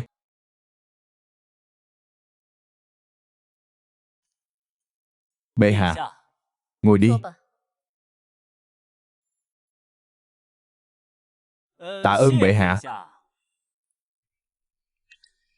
Triệu Ái Khanh, trận chiến Nhạn Môn Quan lần này, ngươi làm rất tốt. Trẫm còn nghe nói, một chuyện khác của ngươi cũng làm khá xuất sắc đó. Bệ hạ đang nói đến chuyện gì? Trẫm nghe nói, ngươi đã làm một bài Lạc Thần Phú cho Sở Yên Nhiên, từ ngữ hoa lệ, tình ý chân thành. Bây giờ, cả kinh thành đều đang truyền tụng như một giai thoại đẹp đó. Bệ hạ, chỉ là tác phẩm ứng cảnh, không đáng nhắc đến. Ứng cảnh mà có thể viết ra được tác phẩm truyền thế như vậy, vậy trẫm cũng muốn ứng cảnh một chút. Triệu Ái Khanh, ngươi cũng làm một bài thơ cho trẫm, được không? Bệ hạ, người là bậc cửu ngũ chí tôn, những dần thơ chốn khuê các này e rằng sẽ làm tổn hại uy nghi của bệ hạ. Ngươi sợ làm tổn hại uy nghi của trẫm, hay trong lòng ngươi trẫm còn kém xa Sở Yên Nhiên, khiến ngươi chẳng có chút cảm hứng nào? Vân tưởng y thường, hoa tưởng dung, xuân phong phất hạm, lộ hoa nùng, nhược phi quần ngọc sơn đầu kiến, hội hướng giao đài, nguyệt hạ phùng. Những câu thơ này lại ví trẫm như tiên nữ trên trời, ý cảnh cao vời, xa chẳng thể sánh với, tuyệt sắc nhân gian trong Lạc Thần Phú. Bệ hạ, trong lòng thần, vẻ đẹp của Sở tiểu thư vẫn còn ở chốn nhân gian, nhưng phong thái của bệ hạ lại như thần nữ trên trời. Há nào những lời lẽ phàm tục có thể hình dung được. Thần chỉ sợ làm ô uế.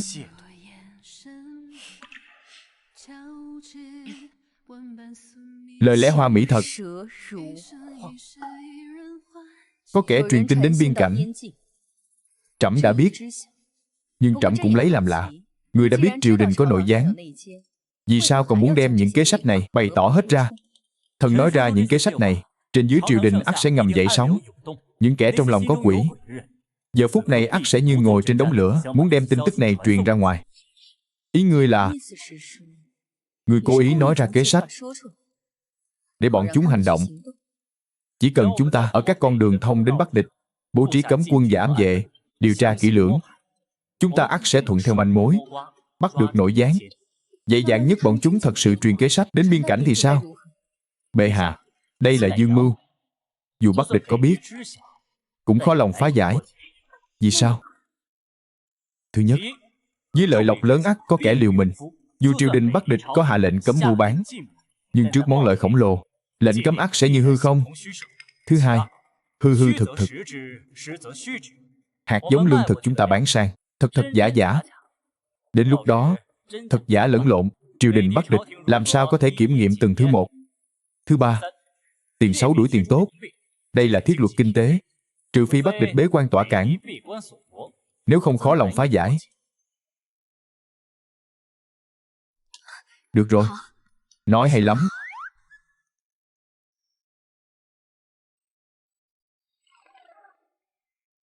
Triệu Ái Khanh, kế sách của ngươi rất độc địa, ánh mắt của ngươi rất háo sắc.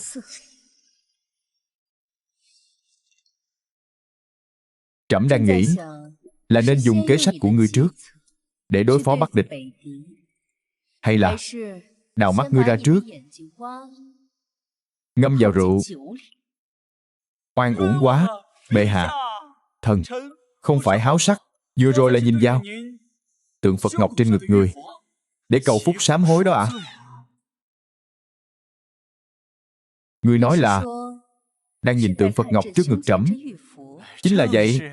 Thần vừa hiến 3 kế độc, e rằng tổn hại thiên hòa, nên mới vô thức hướng về tượng Phật, cầu mong tâm an. Vậy ra trẫm đã hiểu lầm tên hỗn này. Vậy trẫm hỏi ngươi, trước đó tại triều hội, ngươi cứ nhìn chằm chằm vào chân trẫm là vì lẽ gì? Chẳng lẽ trên chân trẫm cũng có tượng Phật ngọc sao? Bệ hạ, thần không phải nhìn chân người, mà là nhìn sàn nhà dưới chân người. Sàn nhà có gì đáng xem? Bệ hạ, thần nhìn sàn nhà liền nghĩ đến một vật, tên là xi măng. Xi măng, đó là vật gì? Trẫm chưa từng thấy. Nếu dùng vật này để xây thành, biên quan đại chu ta sẽ kiên cố như thành đồng. Đến lúc đó, dù Bắc Địch bị kế sách của chúng ta dồn vào đường cùng, thì đối mặt với trường thành thép của chúng ta, chúng cũng chỉ có thể thở dài mà thôi. Vậy xi măng này hiện ở đâu? Bệ hạ, trên đời này không có vật đó, nhưng thần có thể làm ra nó. Cần bao lâu? Nhanh thì 10 ngày, chậm thì 1 tháng. Được. Triệu Dịch, trẫm sẽ cho ngươi 1 tháng. Nếu 1 tháng sau không thấy thành quả, thì đôi mắt hay nhìn lung tung của ngươi sẽ do trẫm giữ hộ. Tạ ơn bệ hạ long ân. Thần nhất định dốc hết sức mình, chết mới thôi.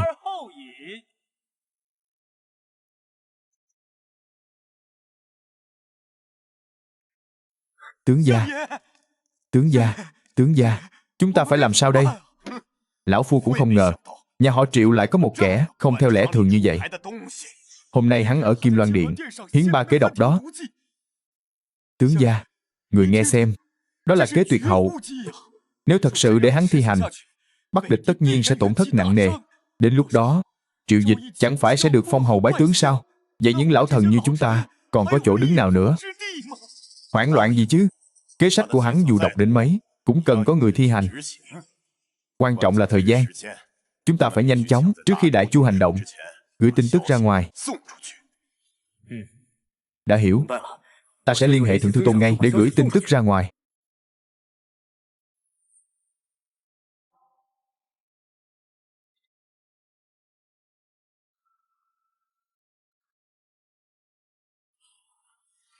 Ngươi đến đây làm gì?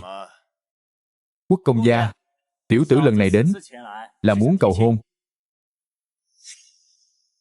Cầu hôn? Tiểu tử đã nói sẽ chịu trách nhiệm với tiểu thư Yên Nhiên. Chỉ là trước đây thân phận thấp kém, giờ đây cũng coi như tạm có chút công trạng. Chuyện này ta không thể quyết định.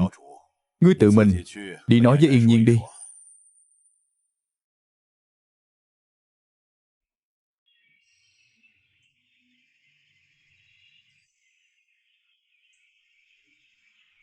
Yên Nhiên, ngươi đến đây làm gì? Lần trước ta cả gan tặng tiểu thư một bài Lạc Thần Phú, không biết tiểu thư đã xem qua chưa? Ngươi đúng là tên háo sắc, cũng có chút tài giặc đấy. Tài giặc cũng là tài mà. Chỉ cần có thể lọt vào mắt xanh của cô thì là vinh hạnh lớn lao của tiểu tử này rồi. Dẻo mồm dẻo miệng. Yên Nhiên tiểu thư, chuyện trước kia là ta hồ đồ. Ta xin lỗi cô. Ta biết. Một lời xin lỗi nhẹ tựa lông hồng không thể bù đắp được tổn thương mà ta đã gây ra cho cô. Nhưng từ hôm nay trở đi, ta, Triệu Dịch, xin thề tại đây, chỉ cần ta còn sống 1 ngày, sẽ bảo vệ cô 1 ngày bình an, sẽ không để bất kỳ ai làm hại cô nữa. Ta sẽ chịu trách nhiệm với cô đến cùng. Hãy gả cho ta. Đương nhiên, chuyện này ta cũng không cưỡng cầu. Nếu tiểu thư ưng thuận, chỉ cần gật đầu là được. Nếu không ưng, cứ từ chối. Hoặc là tiểu thư hãy về, suy nghĩ kỹ càng một phen, rồi hãy hồi đáp cho ta. Chuyện này hãy bàn sau. Vậy, ta sẽ kể cho tiểu thư một câu chuyện để cô giải khuây. Ngươi có thể kể được chuyện gì hay ho chứ? Chẳng lẽ lại kể chuyện ngươi đã hắt nước bẩn thế nào sao? Ngồi đi. Vào. Rất rất lâu về trước, có một nơi tên là Trúc Gia Trang. Trong trang viên này có một tiểu thư vô cùng xinh đẹp. Nàng tên là Trúc Anh Đài. Vị Trúc tiểu thư này luôn thích giả trai, nhất định phải ra ngoài thư viện để cầu học. Nữ tử cầu học sao? Nàng ấy à?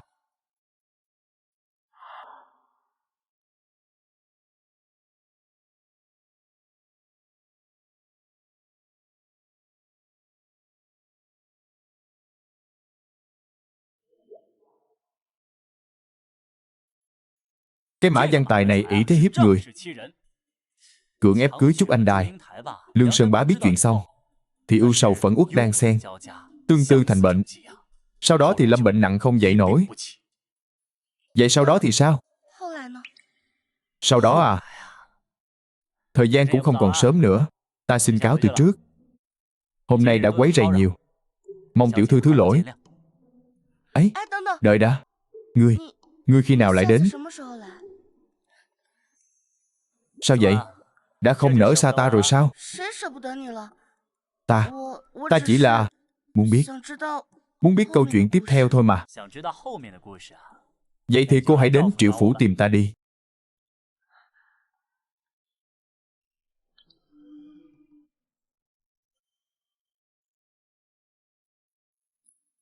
Sao vậy? Hồn phách đều bị câu đi rồi sao? Ông nội, trận chiến ở Nhạn Môn Quan quả thật đã khiến hắn làm nên chút danh tiếng. Tiểu tử này quả nhiên đã giấu tài.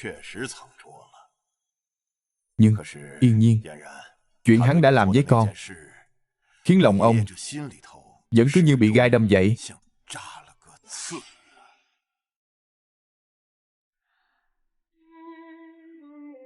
Ông nội, chuyện ngày hôm đó cháu đã nghĩ kỹ, luôn cảm thấy có rất nhiều chỗ không đúng. Không đúng chỗ nào? Nói rõ xem. Con nhớ trong yến tiệc hôm đó, con chỉ uống vài chén rượu trái cây thanh đạm mà đầu óc choáng váng, ý thức ngày càng mơ hồ. Sau đó con bị một nha hoàn lạ mặt dẫn đến sương phòng nghỉ ngơi. Đến khi con tỉnh lại, Triệu Vật đã nằm bên cạnh con rồi. Ông nội, người nói xem, chúng ta có phải đã bị người khác hãm hại không? Ý con là có người đã sắp đặt. Sương phòng con nghỉ ngơi vô cùng hẻo lánh. Triệu Vật say bí tỉ, làm sao có thể chính xác tìm được nơi đó? Thủ đoạn thật độc ác. Đây là muốn nhất tiễn hạ song điêu, vừa hủy hoại sự trong sạch của con, lại vừa hủy hoại tên tiểu tử nhà họ Triệu, khiến Chu gia và Triệu gia chúng ta kết thù sâu nặng, không ngày nào yên ổn. Ông nội, bây giờ chúng ta phải làm sao? Yên nhiên, chuyện này không phải chuyện nhỏ. Trước khi điều tra rõ ràng, tuyệt đối phải giữ kín miệng. Chuyện này ông nội sẽ tự mình điều tra. Phủ An Quốc công bên này cuối cùng cũng đã xong. Tiếp theo là tìm cách huy động kinh phí để sản xuất xi măng. Thằng nhóc thối, con không biết gõ cửa sao? Con về nhà mình thì gõ cửa làm gì? Con lại muốn gây chuyện gì nữa đây? Con đã lập quân lệnh trạng với bệ hạ là phải làm xi măng. Con bao nhiêu tuổi rồi mà còn làm xi măng? Ngoài ao có rất nhiều nước. Con đừng hòng bắt ta đi đào bùn. Con chỉ muốn tiền thôi. Cha, trước hết là 2 vạn lượng để thử nghiệm.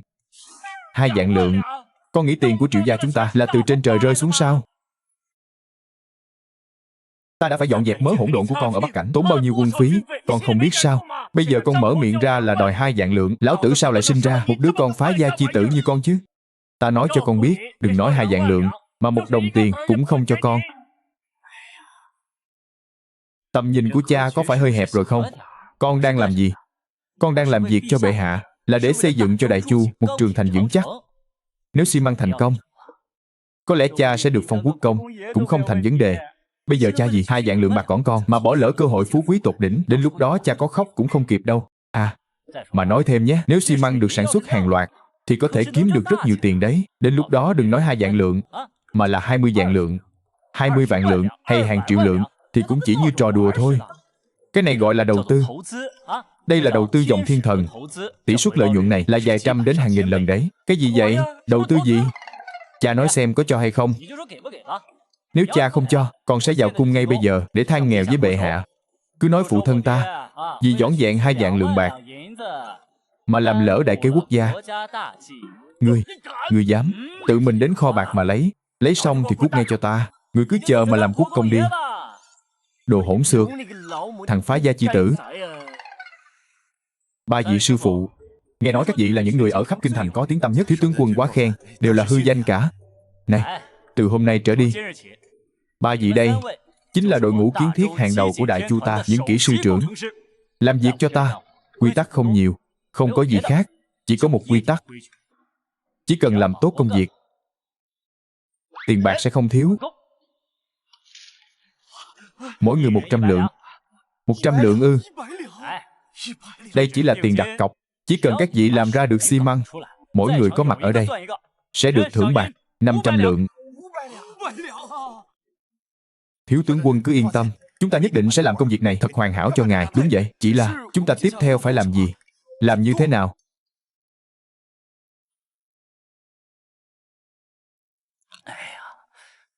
Chuyện này đơn giản thôi. Các ngươi thì theo ta ra ngoài thành tìm 2 loại vật liệu. Một loại là một loại đá màu xám, dùng ngón tay bóp nhẹ là vỡ vụn. Loại này gọi là đá vôi. Loại thứ hai, hãy tìm loại đất dính dính kia. Càng dính càng tốt. Thiếu tướng quân cần những thứ này để làm gì? Để trộn bùn xây nhà sao? Các ngươi à, hãy giúp ta tìm một nơi khỉ ho cò gáy, đào một cái lò, đem đá vôi mà các ngươi tìm được và đất sét trộn lẫn vào nhau rồi nghiền thành bột theo một tỷ lệ nhất định. Cho vào lò nung thật mạnh, cho đến khi nung ra được xi măng thì thôi. Tỷ lệ cụ thể, ta quên mất rồi, thôi kệ đi. Các ngươi cứ thử nhiều tỷ lệ khác nhau, cho đến khi nung ra được thì thôi. Nguyên liệu có bị cháy hỏng cũng đừng tiếc. Thiếu tướng quân, chúng ta nhất định sẽ dốc toàn lực, phải vậy chứ? Cố gắng lên, ta rất tin tưởng các ngươi đó. Tuân lệnh.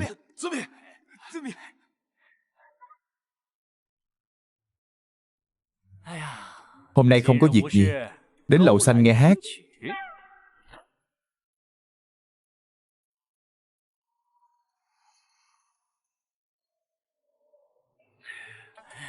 Đám tiểu yêu tinh ở Túy Tiên lầu kia quả thật khiến người ta mê mẩn. Nương. Cha, đồ hỗn xược, thằng phá gia chi tử. Lão tử cho ngươi 2 vạn lượng là để ngươi đi làm việc chính sự, chứ không phải để ngươi đến Túy Tiên lầu nghe hát. Đồ súc sinh phá gia chi tử nhà ngươi. Hôm nay lão tử nhất định phải chặt đứt chân ngươi. Cha, nếu ta không chặt đứt chân cái đồ súc sinh phá gia chi tử nhà ngươi thì ta không còn mang họ Triệu nữa. Cha, ngươi còn chưa hỏi con đi làm gì mà đã vung đao chém con rồi sao? Người nghĩ con cầm 2 vạn lượng bạc mà không làm chuyện chính đáng sao? Trong lòng người, con lại là loại người đó sao? Thật khiến con đau lòng. Con còn đau lòng ư? Ta tận mắt thấy con từ Túy Tiên lầu bước ra. Con còn muốn chối cãi sao? Con đúng là từ Túy Tiên lầu bước ra, con không hề chối cãi. Nhưng con là đi khảo sát thị trường. Con đi Thanh Lâu khảo sát thị trường ư? Sao con không nói? Con đi nhà xí kiểm tra an toàn thực phẩm luôn đi. Cha, tư tưởng của người lạc hậu quá rồi. Túy Tiên lầu là nơi nào? Cả kinh thành là ngành giải trí cao cấp nhất. Con muốn làm gì? Con muốn làm là nâng cấp ngành nghề. Nâng cấp ngành nghề là gì? Cha nghĩ xem. Nếu người đến Túy Tiên lầu, nơi đó cùng một đám đàn ông chen chúc trong đại sảnh nghe trên đài một cô nương hát khúc, hay là thích một căn phòng yên tĩnh, có một cô nương dùng thủ pháp chuyên nghiệp giúp người thư giãn gân cốt, giảm bớt mệt mỏi, rồi gọi người một tiếng ca ca chứ.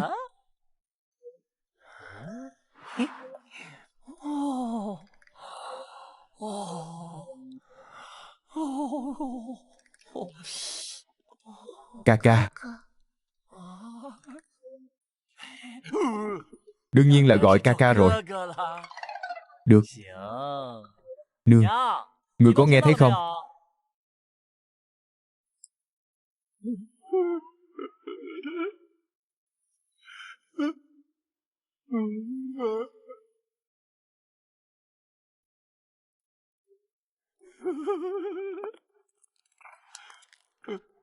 Lão gia, đến đây, cùng thiếp về phòng. Chúng ta nói chuyện tử tế. Tiểu yêu tinh nào muốn gọi người là ca ca vậy?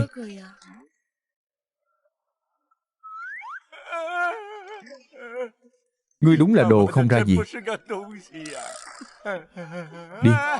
Ôi, phu nhân nhẹ tay thôi.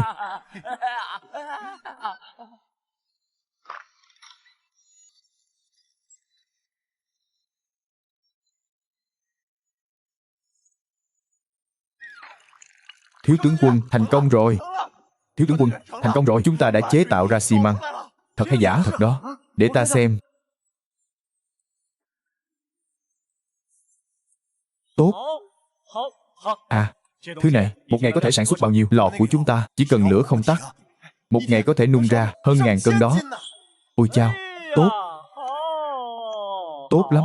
3 vị đây đều là trụ cột của đại chu ta. Các vị đừng vội. Bổn quan sẽ vào triều, tự mình tấu lên bệ hạ, xin cho mỗi vị một phần thưởng xứng đáng. Tạ ơn thiếu tướng quân. Không có gì.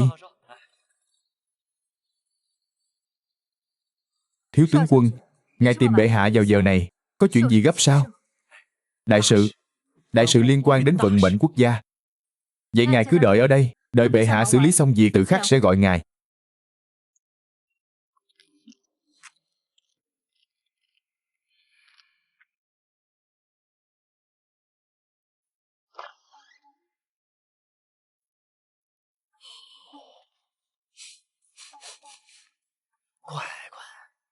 Cung điện của nữ đế này đúng là không giống nhau. Mọi thứ đều xa hoa hơn Triệu gia của ta.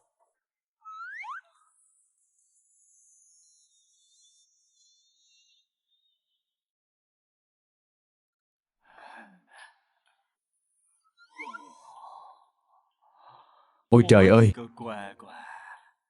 Thân hình của nữ đế thật là đẹp đến mê hồn.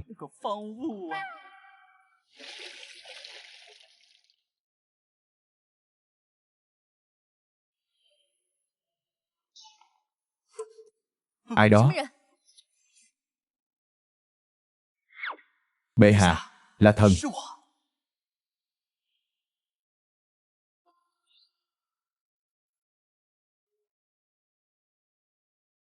Hay cho ngươi, Triệu Dịch, ngươi dám lén nhìn trẫm tắm.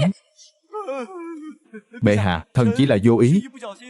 Đúng vậy, chỉ là vô ý mà ngã vào thôi. Thần thật sự không thấy gì cả, không thấy gì cả. Ngươi còn dám nhìn? Trẫm thấy đôi mắt này của ngươi không muốn nữa rồi. Thần đang nhìn sàn nhà. Đến tìm trẫm muộn thế này, có chuyện gì?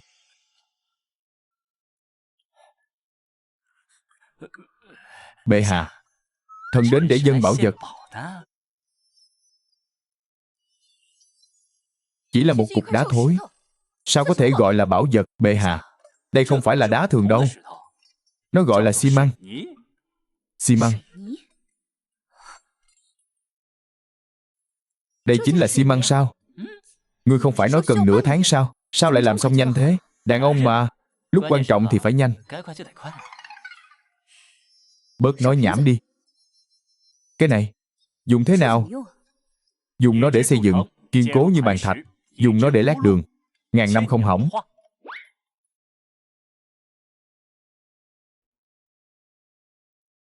Thật sự thần kỳ đến vậy sao? Nói suông không bằng chứng. Đến đây, hãy biểu diễn cho trẫm xem. Bệ hạ, người có thể gọi Nam Cung thống lĩnh đến đây, để nàng ấy thử xem. Nếu có thể làm dở thứ này, thì coi như thần thua. Được. Nam Cung Nguyệt. Bệ hạ, làm dở nó đi.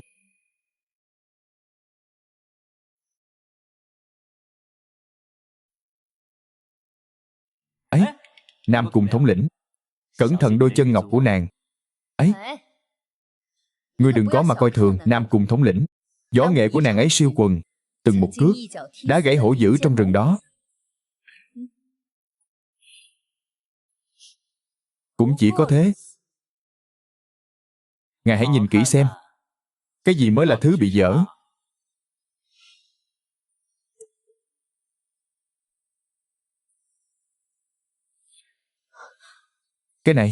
Cái này không thể nào. Không thể nào.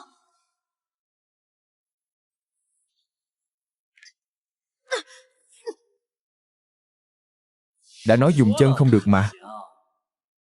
Sao có thể như vậy?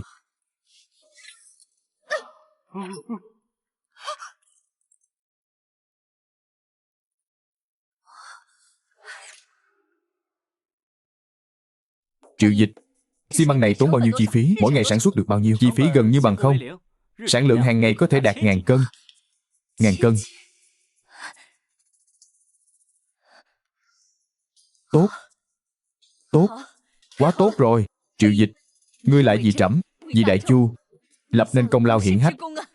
Nói đi, muốn được ban thưởng gì? Ôi, bệ hạ, thần làm việc cho bệ hạ vốn là điều nên làm. Nếu người nhất định muốn ban thưởng thì cứ ban đại, 10 vạn, 8 vạn lượng bạc là được. Không cần nhiều. Không cần nhiều đâu.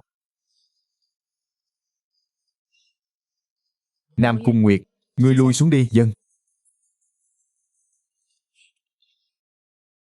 Thật sao?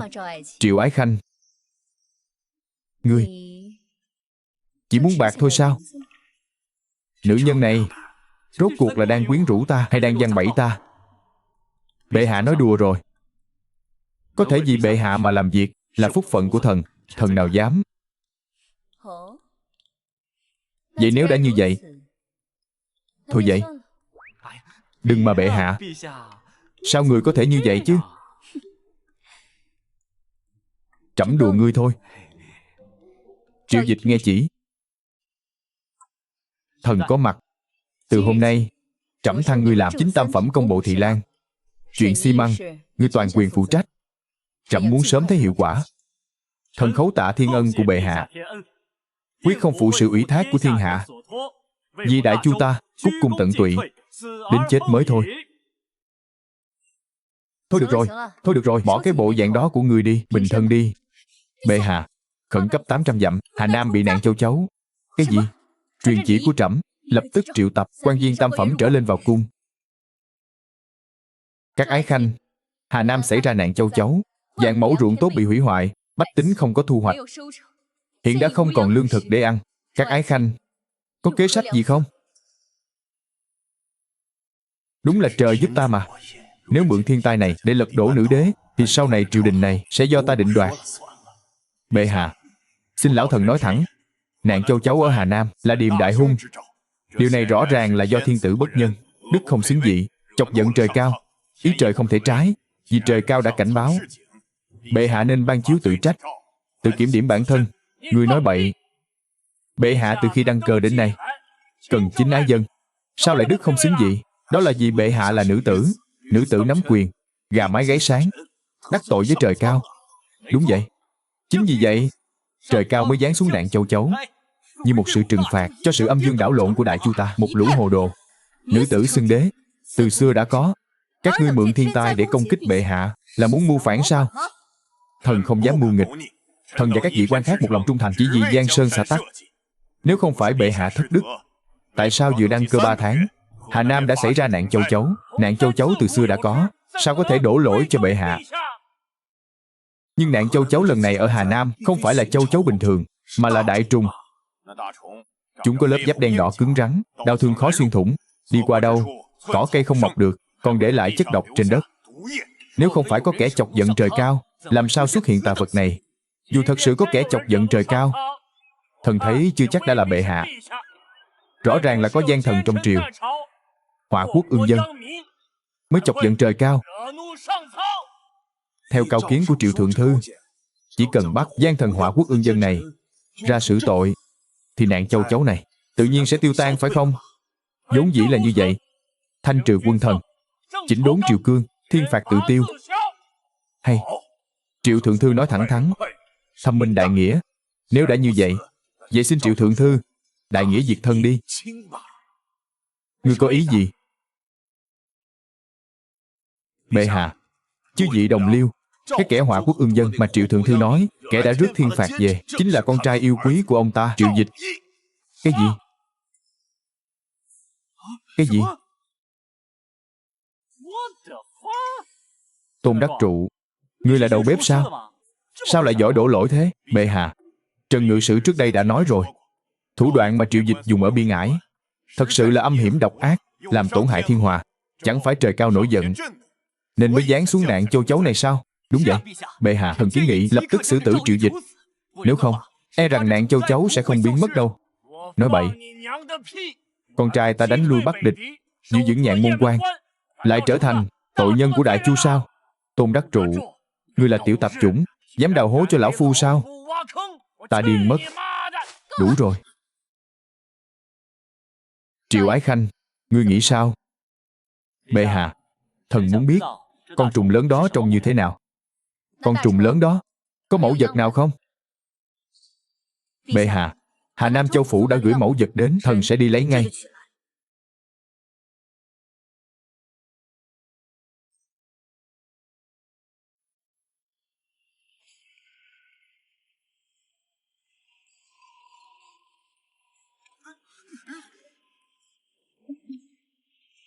Đây là cái thứ gì vậy? Đây là thứ gì vậy? Tôm càng xanh.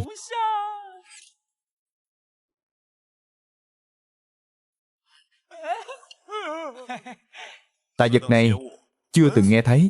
Nếu không phải thiên phạt, làm sao xuất hiện được?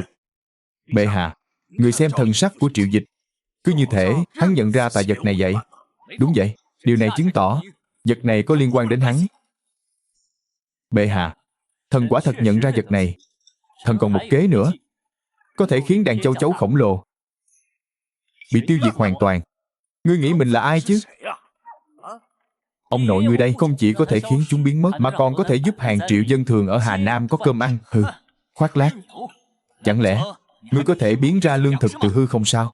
Bệ hạ, người nghe xem, Triệu Dịch này vì muốn thoát tội mà lại làm trò lố bịch, ăn nói lung tung.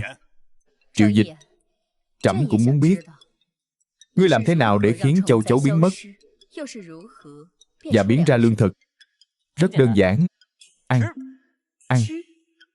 Vật này gọi là tôm càng xanh. Cho vào nồi, chiên qua dầu. Quả là mỹ vị nhân gian. Như vậy, bách tính sẽ không còn phải chịu đói nữa. Hừ, lời lẽ mê hoặc lòng người, lại còn muốn bách tính ăn thứ bất tường này. Ngươi quả là mất hết nhân tính.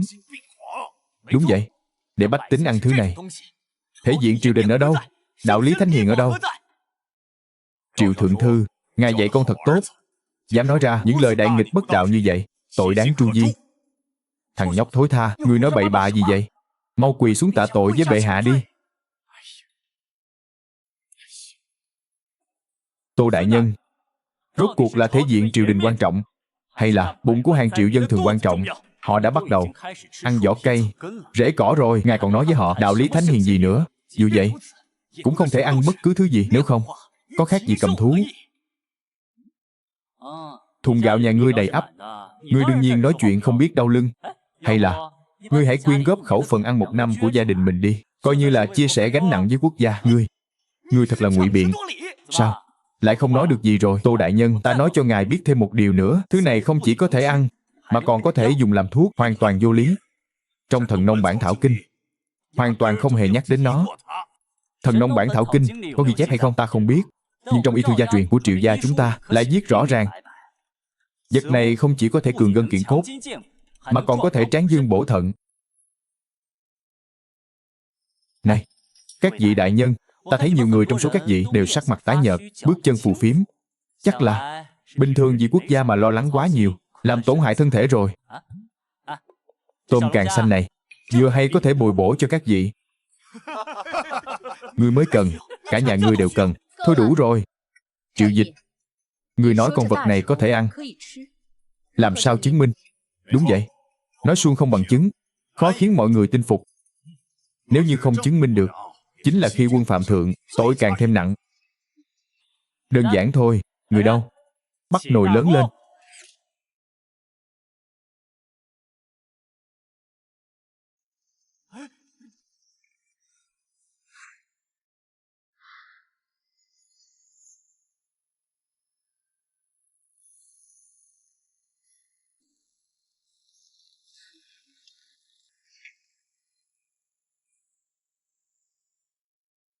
Bệ hạ, các vị đại nhân, vật này sau khi được nấu chín, chính là mỹ vị nhân gian. Thơm quá. Thơm cái gì mà thơm? Rõ ràng là hôi thối vô cùng. Triệu Dịch, ngươi đừng hòng dùng thứ yêu pháp này lừa dối thánh ý. Thơm hay không, nếm một miếng sẽ biết. Các vị đại nhân, ai nguyện ý đến thử? Các đại thần có mặt ở đây đều là trụ cột quốc gia, sao có thể ăn thứ dơ bẩn này? Thừa tướng, tiểu nhân nhớ rằng thừa tướng thích ăn nhất là củ sen phải không? Phải thì sao? Vậy theo ý thừa tướng, củ sen là thứ dơ bẩn sao? Củ sen trắng trong như ngọc, đương nhiên không phải thứ dơ bẩn. Ồ, vậy thừa tướng đã từng thấy củ sen được hái như thế nào chưa? Cái này thừa tướng chưa từng thấy, nhưng tiểu tử này thì lại từng thấy rồi. Củ sen này mọc trong bùn lầy. Khi củ sen được đào lên, toàn là bùn đất. Vậy theo ý thừa tướng, củ sen này là dơ hay không dơ? Hừ, lý sự cuồng. Rốt cuộc là ai đang lý sự cuồng? Thừa tướng đặc biệt yêu thích củ sen là vì nó trắng trong như ngọc. Nhưng ngài đã thực sự hiểu rõ về nó chưa? Tốt xấu của một thứ gì đó không phải dựa vào vẻ bề ngoài mà có thể quyết định được. Thừa tướng, ngài thấy sao? Lão thần đúng là không hiểu rõ bằng ngươi, nhưng ngươi hiểu rõ rồi mà vẫn ăn nó. Chẳng lẽ là khẩu vị đặc biệt, cứ thích ăn thứ dơ bẩn này sao? Tại hạ quả thật cũng yêu sen, nhưng tình yêu của tại hạ khác với thừa tướng. Giống như thế nhân yêu mẫu đơn, ta chỉ yêu sen. Gần bùn mà chẳng hôi tanh mùi bùn, thanh khiết mà không yêu kiều. Có thể ngắm nhìn từ xa mà không thể tùy tiện đùa giỡn. Hay cho câu gần bùn mà chẳng hôi tanh mùi bùn, thanh khiết mà không yêu kiều. Các vị đại nhân, tiểu Long Hà này cũng giống như củ sen, nhìn có vẻ dơ bẩn, nhưng thực chất lại là mỹ vị nhân gian. Các vị đại nhân, ai nguyện ý thử một lần? Để ta thử.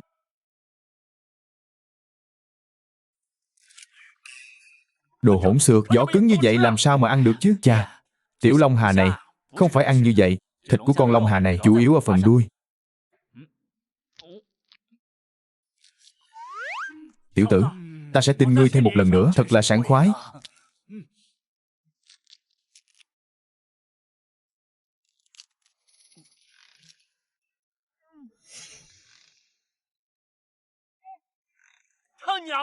Ngon thật đấy.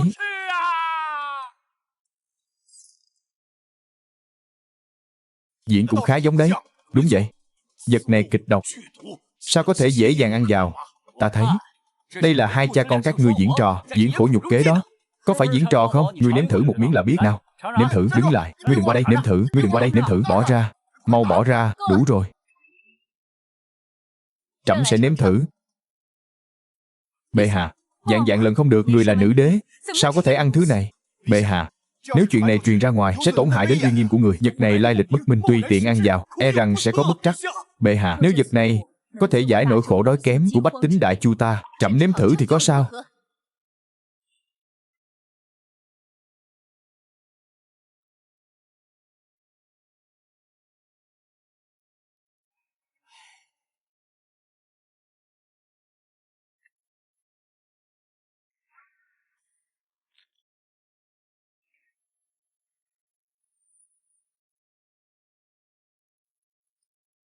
Bệ hạ, người sao vậy? Không phải trúng độc rồi chứ? Hừ, ta đã sớm nói thứ này không thể ăn. Triệu Dịch, người đáng tội gì? Người đâu? Mau bắt Triệu Dịch lại cho ta. Cái này, ngon quá.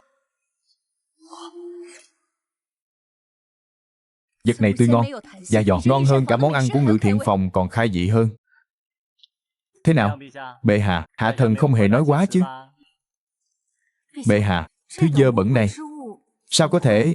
Nguyệt Nhi, nếu ngươi không tin, nếm thử là biết.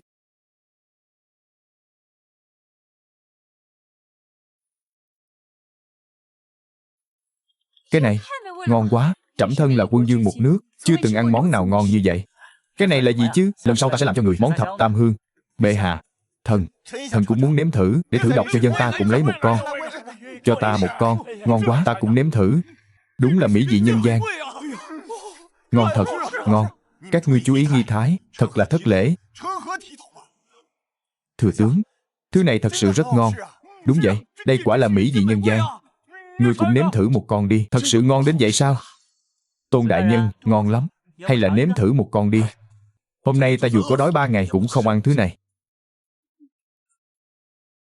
Ôi chao, miệng nói không muốn, nhưng thân thể lại rất thành thật nha, nực cười. Thứ tà vật này cũng muốn lay chuyển ý chí của bổn thượng thư. Ai da, món ngon nhân gian như vậy, lại có người không nếm được rồi. Thật đáng tiếc. Ta sẽ vạch trần lời nói dối của ngươi ngay bây giờ. Thơm quá.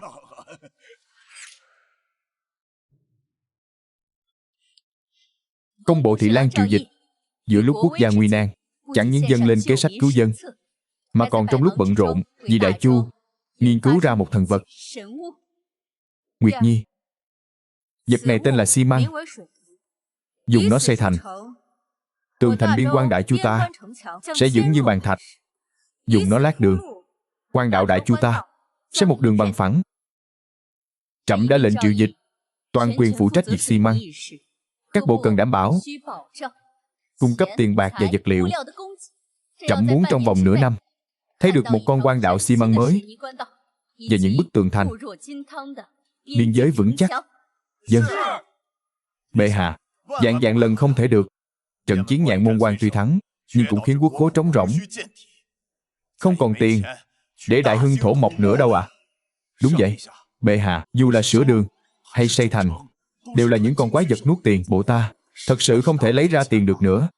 Nếu quốc khố không có tiền, vậy thì nghĩ cách lấp đầy quốc khố. Các khanh có kế sách nào không? Bệ hạ, thần cho rằng nên đề cao tiết kiệm, cắt giảm chi tiêu trong cung. Bệ hạ, thần cho rằng có thể tăng thuế nông để bổ sung quốc khố, đuổi ra ngoài. Bệ hạ, Triệu Dịch, khanh có cao kiến gì không? Bệ hạ, thần quả thực có một kế sách, nhưng không biết có nên nói ra không? Cứ nói đi. Quốc khố trống rỗng, cách nhanh nhất là tịch thu gia sản. Tịch thu gia sản? Tịch thu nhà ai đây? Nhìn khắp triều đình này, ai mà chẳng béo bở. Chỉ cần tùy tiện tịch thu một nhà, quốc khố chẳng phải sẽ đầy sao? Có lẽ tư khố của bệ hạ cũng sẽ được lấp đầy đấy. Triệu Dịch, ngươi là loạn thần tặc tử, dám ở trên triều đình nói lời mê hoặc, làm loạn lòng vua. Đúng vậy, các vị đại nhân ở đây, ai mà chẳng là trung thần lương tướng. Ngươi dám vu khống chúng ta, ngươi đáng tội gì? Tên cẩu tạp chủng này càng ngày càng hợp ý trẫm. Trẫm đã sớm muốn tịch thu, chỉ là không tìm được lý do chính đáng. Triệu Dịch, ngươi to gan thật. Trên triều đình của trẫm đều là những trụ cột của quốc gia, sao có thể để ngươi ở đây nói năng bậy bạ, vu khống lung tung? Trẫm thấy ngươi ở Bắc Cảnh giết người quá nhiều, đến nỗi đầu óc cũng hỏng rồi. Bệ hạ thánh minh. Bãi triều.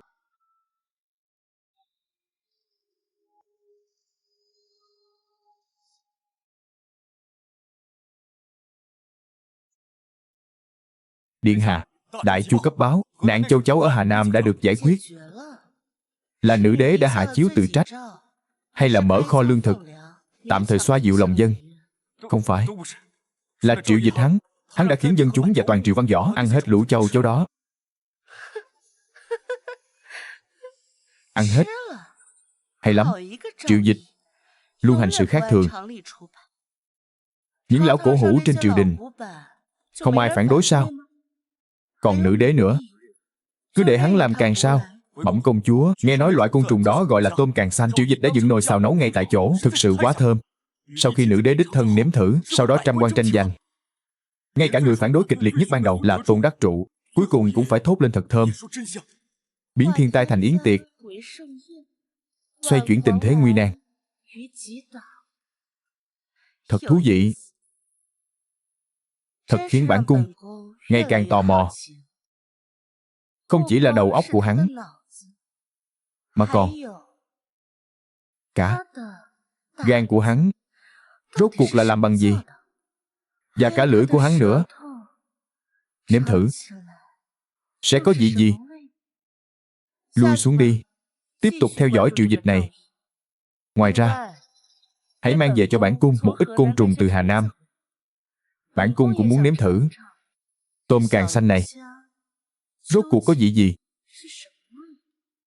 Dân.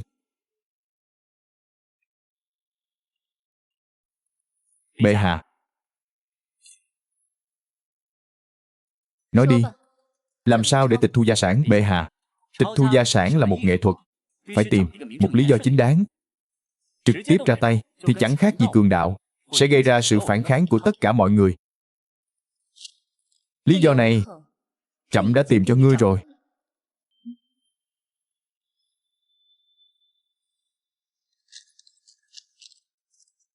Mua hưu giá cao, bán hạt giống đã luộc chín, đúc tiền đồng kém chất lượng. Đây không phải là kế sách ta đã đưa ra để đối phó với Bắc địch sao? Đây là do ám vệ của trẫm chặn được trên đường dịch trạm.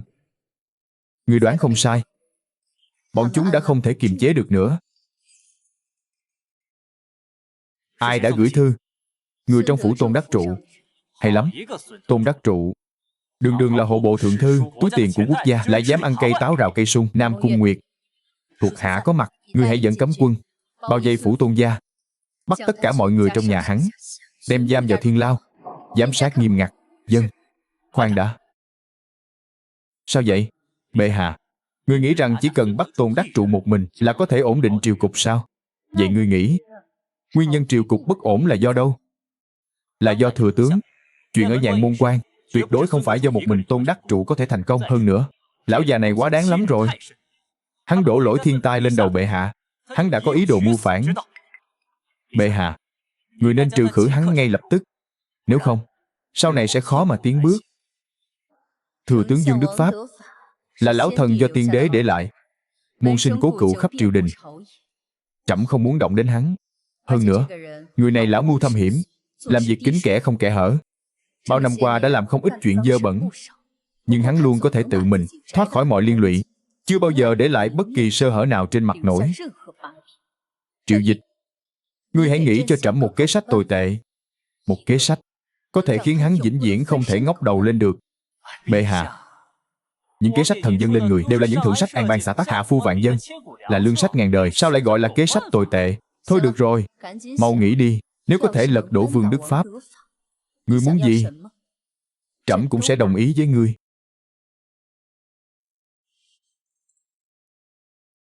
Cái gì cũng được sao? Ngươi thật to gan. Nguyệt Nhi, Triệu Dịch, nếu ngươi làm được, trẫm tự nhiên sẽ đồng ý mọi thứ với ngươi. Vậy bệ hạ, ngươi đã từng nghe nói về tai họa du cổ chưa? Ý ngươi là sao? Chỉ cần bệ hạ là một hình nhân nhỏ, viết tên của bệ hạ lên đó, rồi viết cả bát tự sinh thần. Sau đó thì sao? Ngươi cứ đứng yên đó mà nói là được rồi. Bệ hạ, chuyện này vô cùng trọng đại, càng ít người biết càng tốt. Thật đó. Nguyệt Nhi,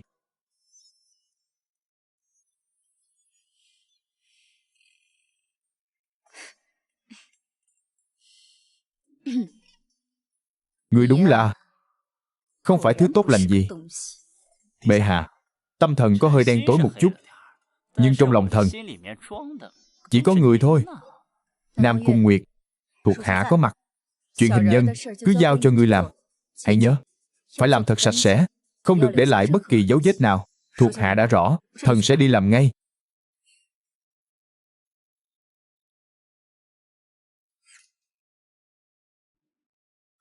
Sao bệ hạ lại? Đến giờ này rồi. Đúng vậy. Bệ hạ chưa bao giờ đến muộn cả. Bệ hạ cảm phong hàn, long thể không khỏe. Hôm nay bãi triều.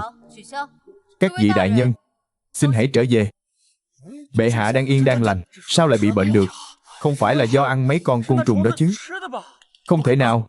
Hôm qua ta đã ăn đến 5 cân, mà có sao đâu. Thằng nhóc thối, ngươi có biết chuyện gì không? Không phải đã nói rồi sao? Bệ hạ bị cảm phong hàn. Đang yên đang lành, sao lại bị cảm phong hàn được? Chắc là do trời trở gió thôi. Chuyện này nhất định phải để tâm nhiều hơn. Này, các ngươi có biết không, phủ thừa tướng bị ma ám rồi. Thật hay giả vậy? Ta nghe Dương Lựu Tử ở đầu hẻm nói, nửa đêm hắn tận mắt thấy phủ thừa tướng Dương trên mái nhà bốc lên ánh sáng xanh. Đâu chỉ có vậy, Trương Bán Tiên ở thành Đông, các ngươi có biết không? Hôm qua ông ta ngồi ở đầu phố thở dài thường thượt, hình như nói là sao tử vi mờ tối, yêu tà khí bốc lên, còn nói gian thần trong triều hại long thể bất an. Ngươi nói vậy, ta mới nhớ ra. Bệ hạ, chẳng phải hôm qua mới lâm bệnh sao?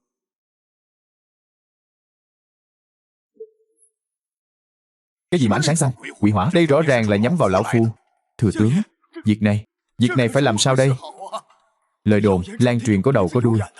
Nếu cứ tiếp tục như vậy, e rằng sẽ xảy ra đại sự.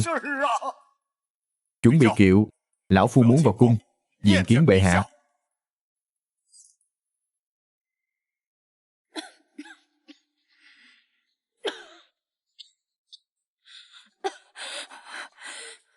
Dương Ái Khanh, Tôn Ái Khanh, các khanh đến đây làm gì?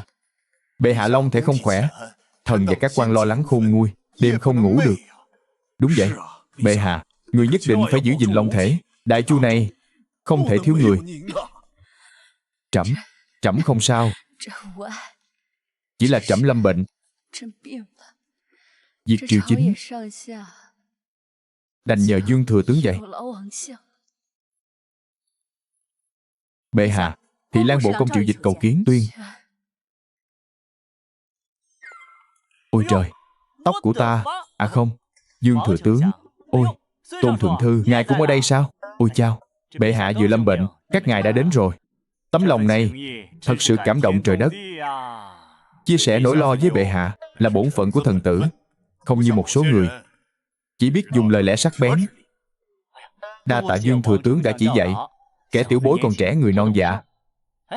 Nhưng kẻ tiểu bối thắc mắc, ngài lão thành trung thành như vậy, mà bên ngoài sao lại có những lời đồn kết nối việc bệ hạ lâm bệnh với ngài vậy à? Ngươi đang nói bậy bạ gì vậy? Đúng, hắn ta vu khống. Ngươi đừng ồn ào nữa. Triệu Dịch, Vương thừa tướng là trụ cột của quốc gia. Ngươi phải nghe lời chỉ dạy của ông ấy, không được vô lễ. Dạ, bệ hạ. Tuy nhiên, thần chính vì nghe được lời chỉ dạy của Vương thừa tướng, nên thần mới cảm thấy có vài chuyện nhất định phải bẩm báo với người. Chuyện gì? Cả kinh thành đều đồn đại rằng phủ Dương thừa tướng có quỷ hỏa, tà khí ngút trời, nên mới xung đột với bệ hạ, khiến bệ hạ lâm bệnh không dậy nổi. Bệ hạ, oan uổng quá. Lòng trung thành của thần với bệ hạ trời đất chứng giám. Đây tuyệt đối là có kẻ vu oan hãm hại. Để chứng minh sự trong sạch, thần xin bệ hạ phái người khám xét phủ đệ của thần. Thần xin bệ hạ phái người khám xét phủ đệ của thần. Lão già này cuối cùng cũng cắn câu rồi. Dương tướng, ngươi hà tất phải như vậy? Trẫm đương nhiên tin ngươi. Chuyện này đừng nhắc lại nữa. Bệ hạ, nếu chuyện này không được làm rõ, không chỉ danh dự của thần bị tổn hại, mà còn làm lung lay lòng người, thần xin bệ hạ nhất định phải điều tra rõ, cho thiên hạ một lời giải thích. Nếu Dương tướng đã cố chấp như vậy, vậy thì sáng mai thiết triều, người trước mặt văn võ bá quan, hãy nói lại. Đến lúc đó, trẫm sẽ cho Nam Cung dẫn người đến phủ ngươi một chuyến, cũng là để bịt miệng thiên hạ, trả lại cho ngươi một sự trong sạch. Đa tạ bệ hạ. Đa tạ bệ hạ. Thôi được rồi, trẫm cũng mệt rồi. Các khanh, lui xuống đi.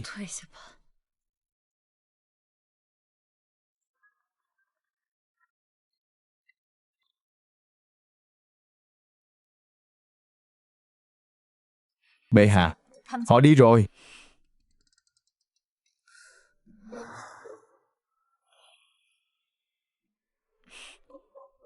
Trẫm diễn có được không?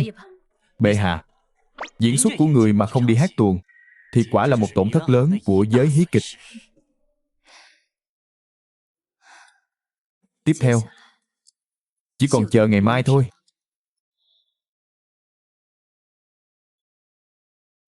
Bệ hạ, lão thần bị oan uổng quá.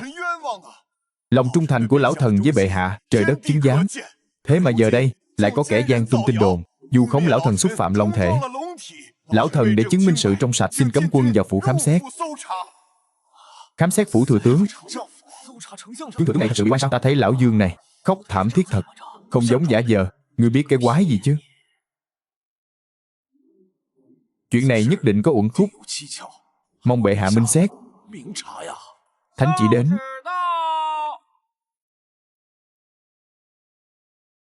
Phụng Thiên thừa giận. Hoàng đế chiếu rằng thừa tướng Dương Đức Pháp là trụ cột của quốc gia, là cánh tay phải của trẫm, lại có lời đồn đại vu khống nguyên lão của triều ta. Trẫm vô cùng đau lòng. Đặc biệt mệnh cấm quân thống lĩnh Nam Cung Nguyệt dẫn quân đến phủ tướng, thay trẫm xem xét, để chứng minh sự trong sạch của tướng gia, để bịt miệng thiên hạ. Mệnh lễ bộ thượng thư Lưu Hoành và những người khác có thể cùng đi. Khâm thử. Lão thần xin khấu tạ thiên ân của bệ hạ. Dương tướng, mời đi.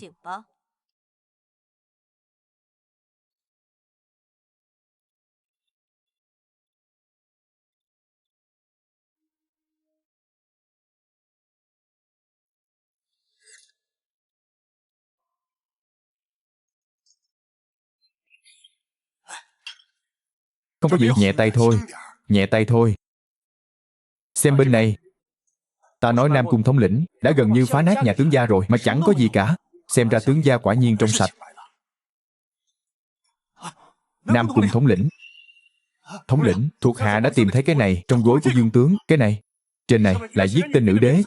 Còn có bát tự sinh thần. Không thể nào. Đây là thuộc du cổ. Lại cả gan làm vậy. Hay cho ngươi, Dương Đức Pháp dám vuột du cổ, nguyên rủa thiên tử. Người đâu?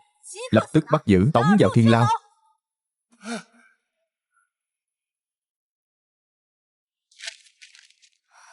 Vương Đức Pháp vẫn không chịu khai sao? Hắn ta khăng khăng bị hãm hại, không chịu khai cung hay điểm chỉ, đặc biệt là chuyện Nhạn Môn Quan, càng chết cũng không nhận. Nếu hắn không chịu khai, cưỡng ép định tội, nhất định sẽ khiến triều đình xôn xao. Bệ hạ, thần có một kế. Bệ hạ, thần có một kế. Triệu Ái Khanh, trẫm biết Khanh có diệu kế, mau nói đi. Nhưng kế này cần phải bắt cả Tôn Đắc Trụ. Vậy thì bắt. Dù sao chuyện trước đây, trẫm cũng đã bắt được đuôi cáo của hắn, danh chính ngôn thuận. Nhưng mà bắt Tôn Đắc Trụ thì có ích gì? Bệ hạ, không biết người đã từng nghe qua tù nhân tiến thoái lưỡng nan chưa ạ? Tù nhân tiến thoái lưỡng nan là gì? Vương Đức Pháp và Tôn Đắc Trụ chính là những tù nhân bị giam cầm. Họ là đồng minh. Đúng vậy, nhưng họ không phải là một khối vững chắc. Mấu chốt của kế này nằm ở sự cô lập và dụ dỗ. Nói tiếp đi. Trước tiên, hãy tách biệt hai người họ ra, giam giữ riêng. Sau đó, hãy truyền cho mỗi người cùng một thông tin. Có người đã khai rồi, còn chỉ điểm đối phương là chủ mưu. Nếu họ tin, vì bảo vệ gia đình nhất định sẽ tranh nhau tố cáo đối phương. Đến lúc đó, sự thật sẽ sáng tỏ, mọi chuyện sẽ đâu vào đấy. Hay. Hay lắm. Triệu Ái Khanh, cái này lấy công tâm làm thượng sách. Thật tuyệt diệu. Nam Cung Nguyệt thần có mặt, ngươi đi thẩm vấn Dương Đức Pháp. Dân. Triệu Dịch, ngươi hãy đi thẩm vấn Tôn Đắc Trụ. Dân.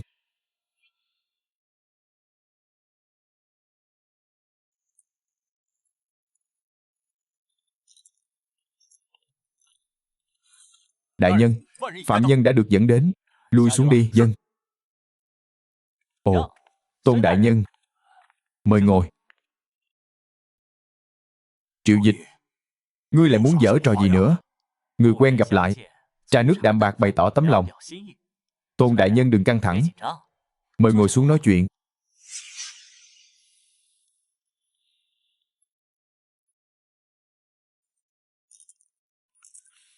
Tôn đại nhân, nói thật lòng, Triệu mỗ đối với ngài vẫn có chút đồng cảm. Hừ, đồng cảm ư? Tôn đại nhân, ta biết. Ngài đi đến bước đường này không dễ dàng gì. Ta cũng biết, không có gốc gác, từ một huyện thừa mà leo lên đến hộ bộ thượng thư. Những gian khổ đó, người ngoài khó mà tưởng tượng được. Ta cũng biết, rất nhiều chuyện không phải bổn ý của ngươi. Ngươi chẳng qua chỉ là một con cờ. Kẻ thực sự hưởng lợi, sống an nhàn là kẻ ở trên ngươi. Dương thừa tướng, ta không biết gì cả. Ta và Dương thừa tướng trong sạch. Ngươi vì sao lại bắt ta? Trong sạch ư?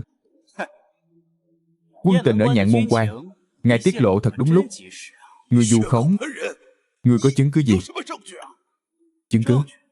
Tôn đại nhân, ta đến đây không phải để đối chất với ngươi, mà là để tiễn ngươi. Kẻ đã bị phán tử tội. Ta đến đây không phải để đối chất với ngươi, mà là để tiễn ngươi. Kẻ đã bị phán tử hình.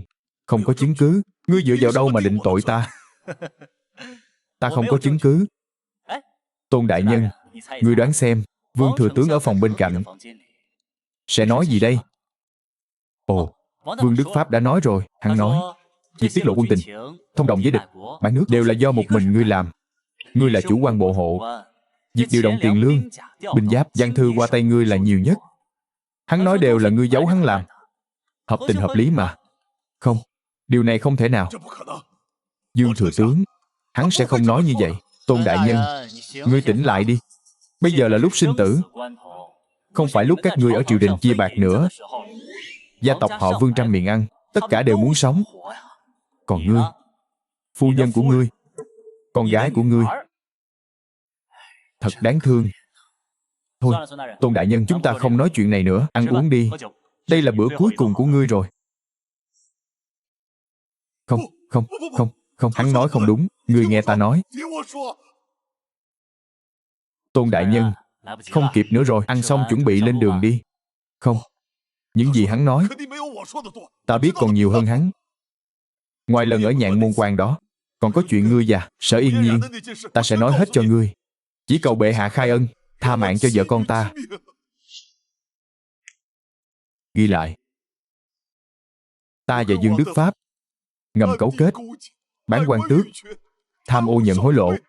Lần ở Nhạn Môn Quan đó cũng là chúng ta cố ý tiết lộ tình báo, nhằm mục đích để biên giới thất thủ, Đại Chu động loạn, để nữ đế phải thoái vị.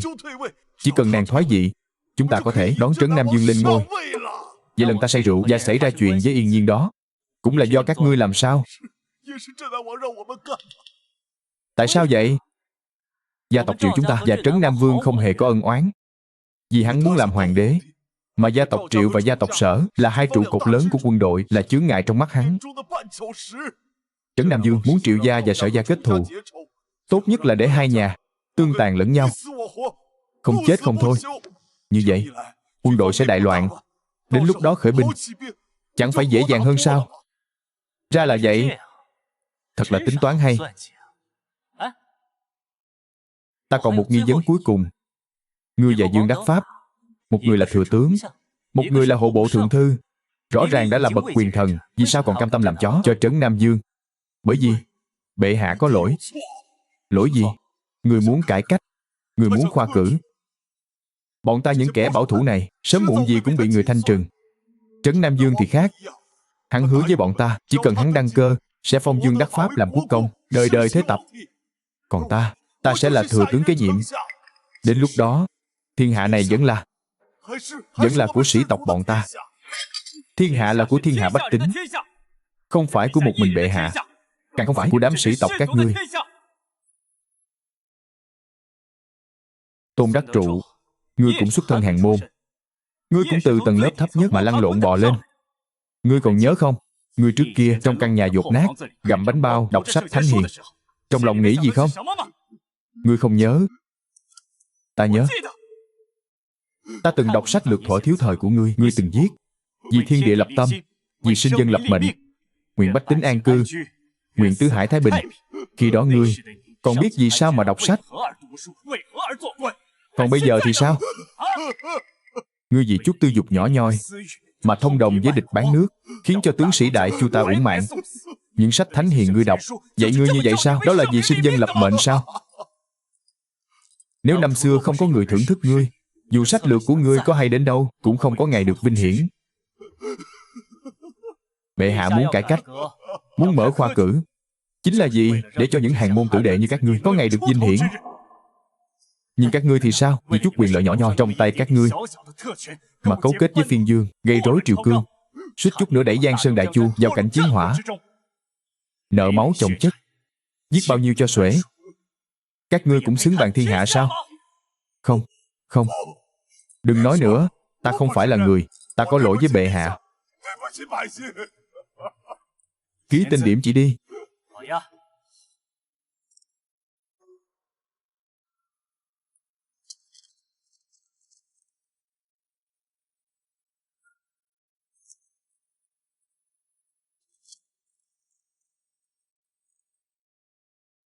Chuyện còn lại, tự ngươi liệu mà làm.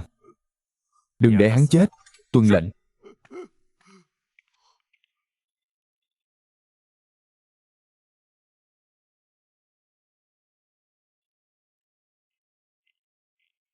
Quốc công gia. Chuyện trước đây, ta đã trách lầm ngươi rồi. Quốc công gia nói gì vậy ạ? Nếu không phải trước đây tiểu tử quá mức ăn chơi, thì làm sao có thể để bọn họ tìm được cơ hội? Đợi chuyện này xong xuôi, nếu có thời gian, hãy đến phủ thăm Yên Nhiên. Nhất định, nhất định. Đợi giảng bối xong việc trong tay, sẽ lập tức đến phủ bái kiến. Đi làm việc đi. Dân. Hay cho một Trấn Nam Dương dám xem cháu gái của Sở Phong ta như quân cờ tranh quyền đoạt lợi của ngươi. Năm xưa lão phu trấn thủ Nam Cảnh, ngươi còn đang bú sữa trong lòng mẹ. Ngươi muốn làm hoàng đế, chỉ cần lão phu còn sống, sẽ không để ngươi toại nguyện.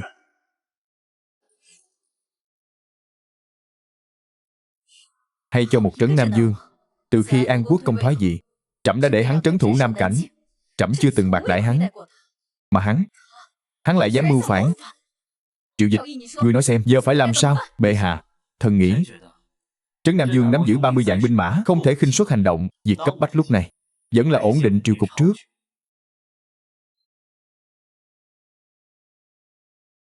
Nam Cung Nguyệt, thần có mặt.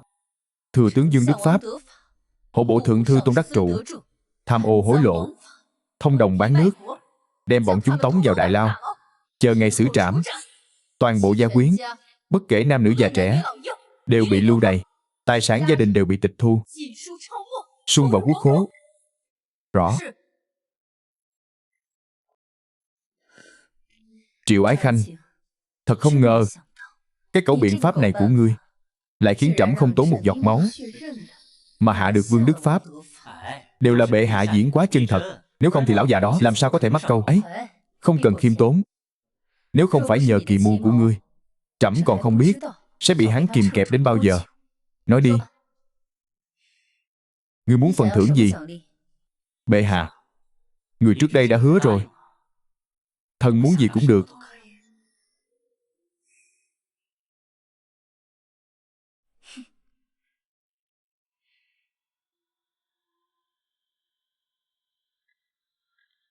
Trẫm Kim Khẩu Ngọc Ngôn.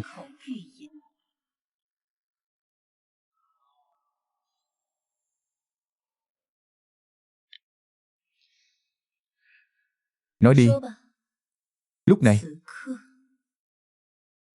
ngươi muốn gì nhất? Thần muốn nhất là bệ hạ.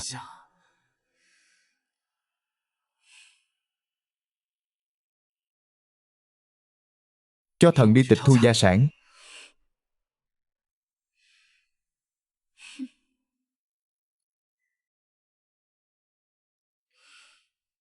Vậy thì việc tịch thu gia sản này cứ giao cho ngươi làm.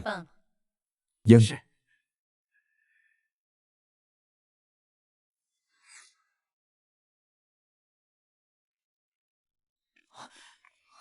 Phụ Dương, người triệu kiến nhi thần khẩn cấp, phải chăng kinh thành có biến?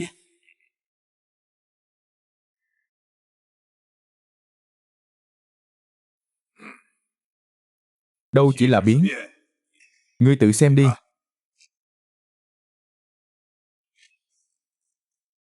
Cái gì? Vương Đức Pháp và Tôn Đắc Trụ lại bị nữ đế bắt rồi sao? Đúng vậy. Võ Minh Không, cái kẻ không biết trời cao đất dày đó, nha đầu kia, nàng ta lại dám ngang nhiên như vậy. Chặt bỏ cánh tay phải cánh tay trái của bổn vương, nói chém là chém. Phụ Dương, nay nữ đế không ai kiềm chế, triều đình vững như bàn thạch. Ngôi vị này e rằng càng ngồi càng vững chắc. Đợi nàng ta ngồi vững, sẽ đến lượt chúng ta bị xử lý. Chúng ta nắm giữ trọng binh, chi bằng thôi đi. Thời cơ chưa đến. Căn cơ triều đình vẫn còn đó. Hai cây cột là Triệu gia và Sở gia vẫn chưa đổ. Nếu manh động, chỉ khiến chúng ta thành bia đỡ đạn. Vậy chẳng lẽ chúng ta cứ nhẫn nhịn như vậy, nhìn bọn họ cắt bỏ vây cánh của chúng ta sao? Đương nhiên không. Động binh công khai không được. Vậy thì cho bọn họ một bài học. Ý của Phụ Dương là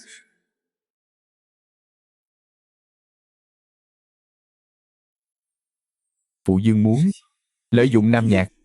Chiều Nhi, con lập tức khởi hành, đích thân đến Vương đình Nam Nhạc, nói với Nam Nhạc Dương rằng bổn Dương có ý muốn thúc đẩy tình hữu nghị hai nước. Ta muốn tổ chức một buổi giao lưu văn hóa long trọng, để các tài tử, đại nho của Nam Nhạc lập đoàn vào kinh, giao lưu văn hóa. Làm sao có thể dạy dỗ nữ đế đó? Nam Nhạc tuy địa thế hẻo lánh, nhưng về khoản ngâm thơ đối đáp lại rất có tài. Hãy để bọn họ tung ra tuyệt chiêu độc đáo nhất, ra những câu đối hóc búa nhất, viết những bài thơ khó hiểu nhất, đánh sập mặt mũi văn đàn Đại Chu. Lão già Dương Đức Pháp kia vừa là thừa tướng Đại Chu, lại càng là một đại nho học rộng cao đương thời. Ngoài hắn ra, ai có thể đối phó với sứ đoàn Nam Nhạc? Đến lúc đó, nữ đế kia chỉ có hai con đường để chọn. Một là vì áp lực mà thả Dương Đức Pháp ra, để hắn chủ trì đại cục. Hai là nàng ta cứng rắn không thả người, mắt trơ tráo nhìn Đại Chu trong cuộc đấu văn, thua thảm hại, làm mất hết thể diện triều đình. Nhi thần đã hiểu. Kế sách này của phụ vương thật tuyệt diệu. Bề ngoài là phong hoa tuyết nguyệt, thực chất lại ẩn chứa đao kiếm. Đúng vậy. Mục đích chuyến đi này chính là gây áp lực, phải khiến nha đầu kia đau đầu nhức óc, ăn không ngon ngủ không yên, để nàng ta biết Giang Sơn Đại Chu của ta không phải một nha đầu ranh con có thể ngồi vững được.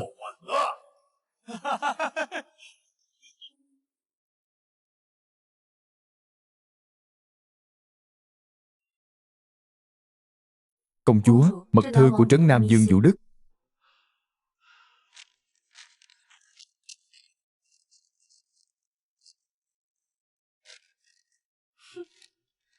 Đấu văn, lấy thơ kết bạn. Cái cớ mà trấn Nam Vương nghĩ ra cũng khá văn nhã đấy. Vừa hay, bổn cung cũng đã chán việc ẩn mình sau màn rồi. Muốn gặp vị nữ đế kia, nên mặc gì đây? Phải đủ uy nghiêm, đủ khí chất, mới có thể áp chế được nàng ta.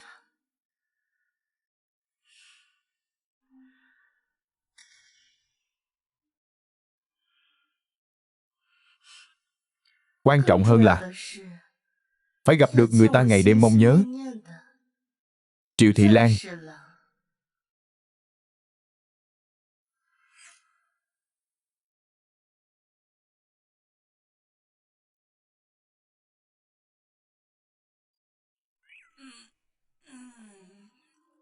Tiểu Uyển, mau xoa xoa má cho bổn thiếu gia, để tỉnh táo chút.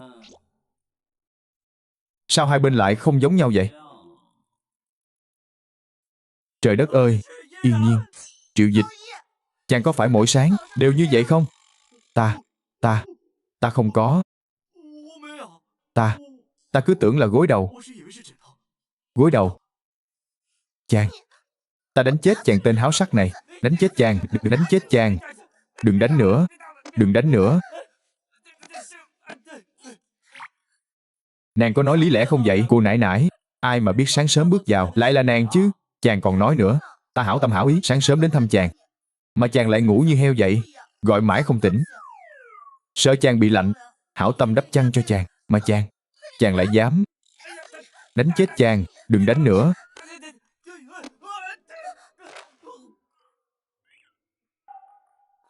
Triệu Dịch.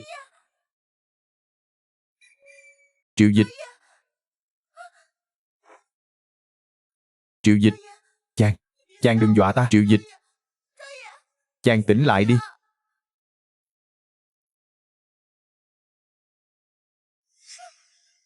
Triệu Dịch, chàng mau tỉnh lại đi. Người đâu? Mau gọi người. Có ai không?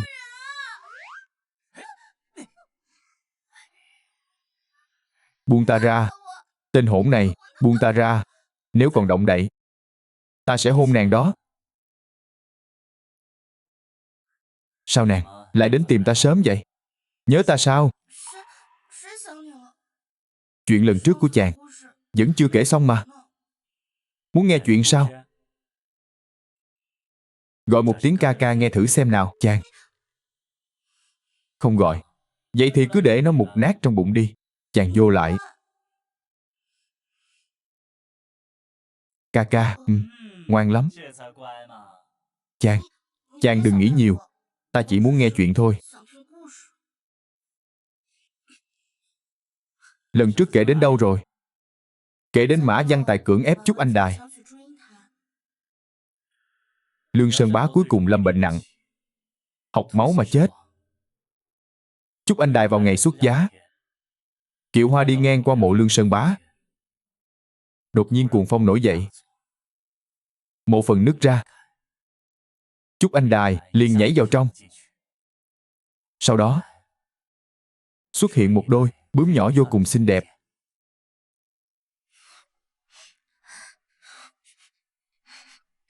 Nàng đừng khóc mà. Chuyện của ta vẫn chưa kể xong mà. Chuyện của ta kết thúc không phải như vậy. Đôi bướm nhỏ kia bay mãi, bay mãi, bay đến một ngọn núi của thần tiên. Thần tiên thấy họ yêu nhau quá khổ sở, liền đại phát từ bi, phất tay một cái, cho họ hóa thành người trở lại. Sau đó, họ sống hạnh phúc, bên nhau mãi mãi. Thật sự ở bên nhau sao? Trong chuyện của ta, những người hữu tình đều nên thành quyến thuộc.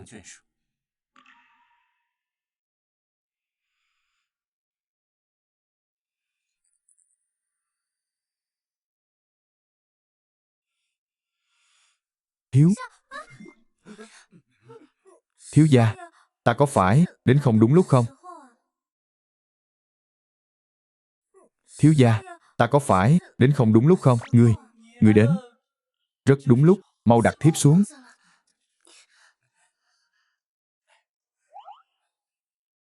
Có chuyện gì vậy, thiếu gia? Sứ giả Nam Nhạc đến. Quốc công gia bảo ngài mau chóng vào cung. Đoàn sứ Nam Nhạc đến.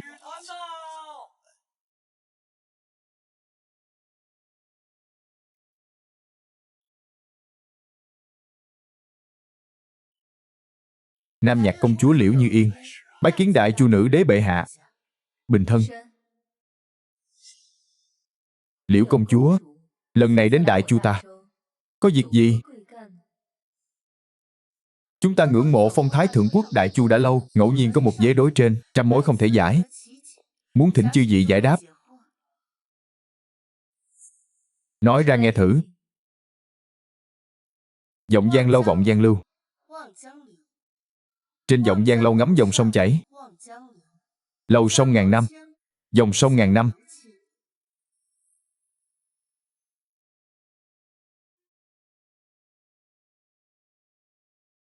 Bệ hạ, thần xin mạo muội thử sức.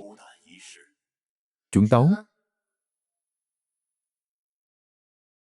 Thính Vũ Hiên, thính Vũ Thanh.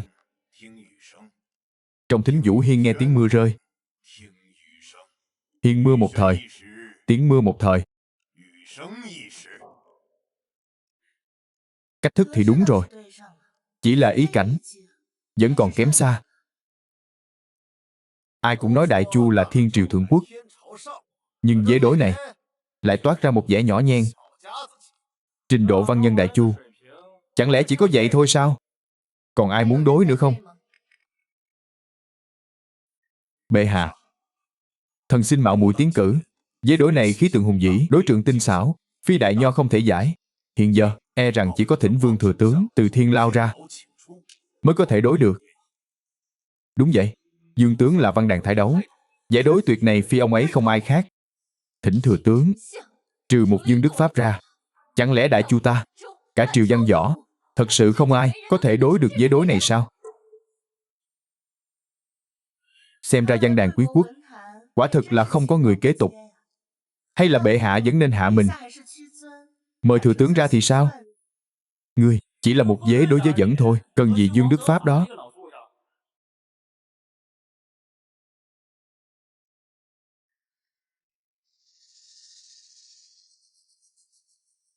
Triệu Dịch, ngươi muốn làm gì? Không có thừa tướng đại nhân, chúng ta làm sao chống lại sứ đoàn Nam Nhạc? Đối tử, ta sẽ đối. Ngươi là ai? Triệu Dịch. Ngươi chính là... Triệu Dịch đại bại Bắc địch ở Nhạn Môn Quan. Chính là tại hạ.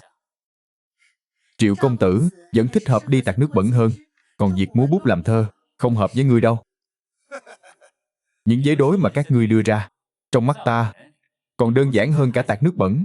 Các ngươi hãy dựng tay lên mà nghe cho rõ đây. Ta đối. Ánh nguyệt tỉnh, ánh nguyệt ảnh. Trong ánh nguyệt tỉnh soi bóng trăng. Viếng trăng vạn năm, bóng trăng vạn năm. Hay lắm. Đối hay lắm. Tuyệt diệu. Ánh nguyệt đối vọng giang, vạn niên đối thiên cổ. Ý cảnh hòa hợp tự nhiên, còn hơn một bậc. Thật là thần lai chi bút. Triệu công tử quả là thần nhân. Chỉ chút tài mọn này mà cũng dám đến khiêu khích sao? Triệu công tử quả là thâm tàn bất lộ, đã khiến bản công chúa nhìn lầm rồi. Lễ thượng vãng lai, ta cũng ra một vế đối cho các ngươi. Đừng nói ta ức hiếp các ngươi, ta chỉ ra 3 đề thôi. Nếu các ngươi có thể đối đúng một đề, thì coi như các ngươi thắng. Khẩu khí thật lớn. Cứ việc phóng ngựa qua đây. Đề thứ nhất, yên tỏa trì đường liễu. Ta còn tưởng ngươi có thể ra được một tuyệt đối kinh thế nào. Nghe ra thì cũng chẳng qua là vậy thôi. Công chúa, vế đối này tuyệt không tầm thường. Đây là một vế đối ngũ hành đó. Ngũ hành đối gì?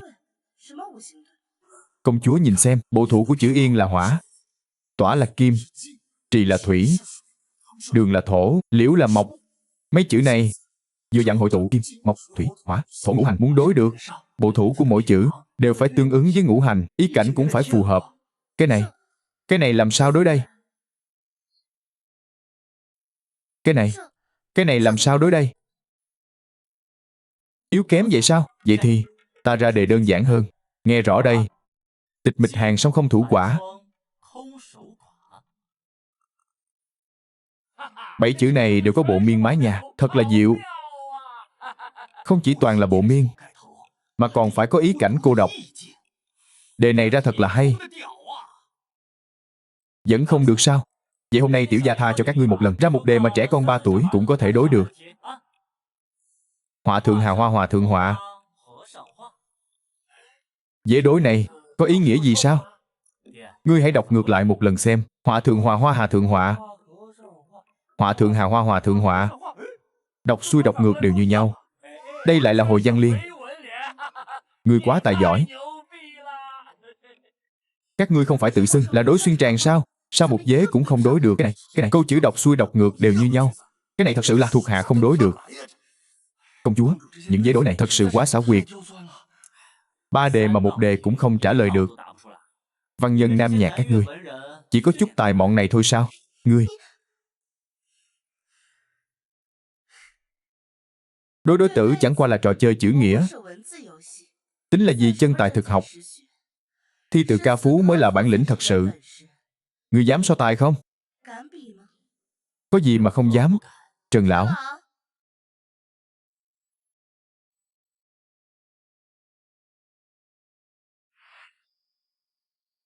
đây là thi tiên nam cảnh. Nghe nói Trần Ân cả đời sáng tác hơn 1000 bài thơ, đặc biệt giỏi thơ biên tái. Thơ của ông ấy, ngay cả trẻ con 3 tuổi cũng có thể đọc thuộc lầu. Lần này xong rồi, e rằng dù có mời thừa tướng ra, cũng không phải đối thủ của ông ấy. Nếu đã, Đại Chu và Nam Nhạc ta giáp biên giới, vậy thì lấy biên quan làm đề đi. Ngươi dám nhận không?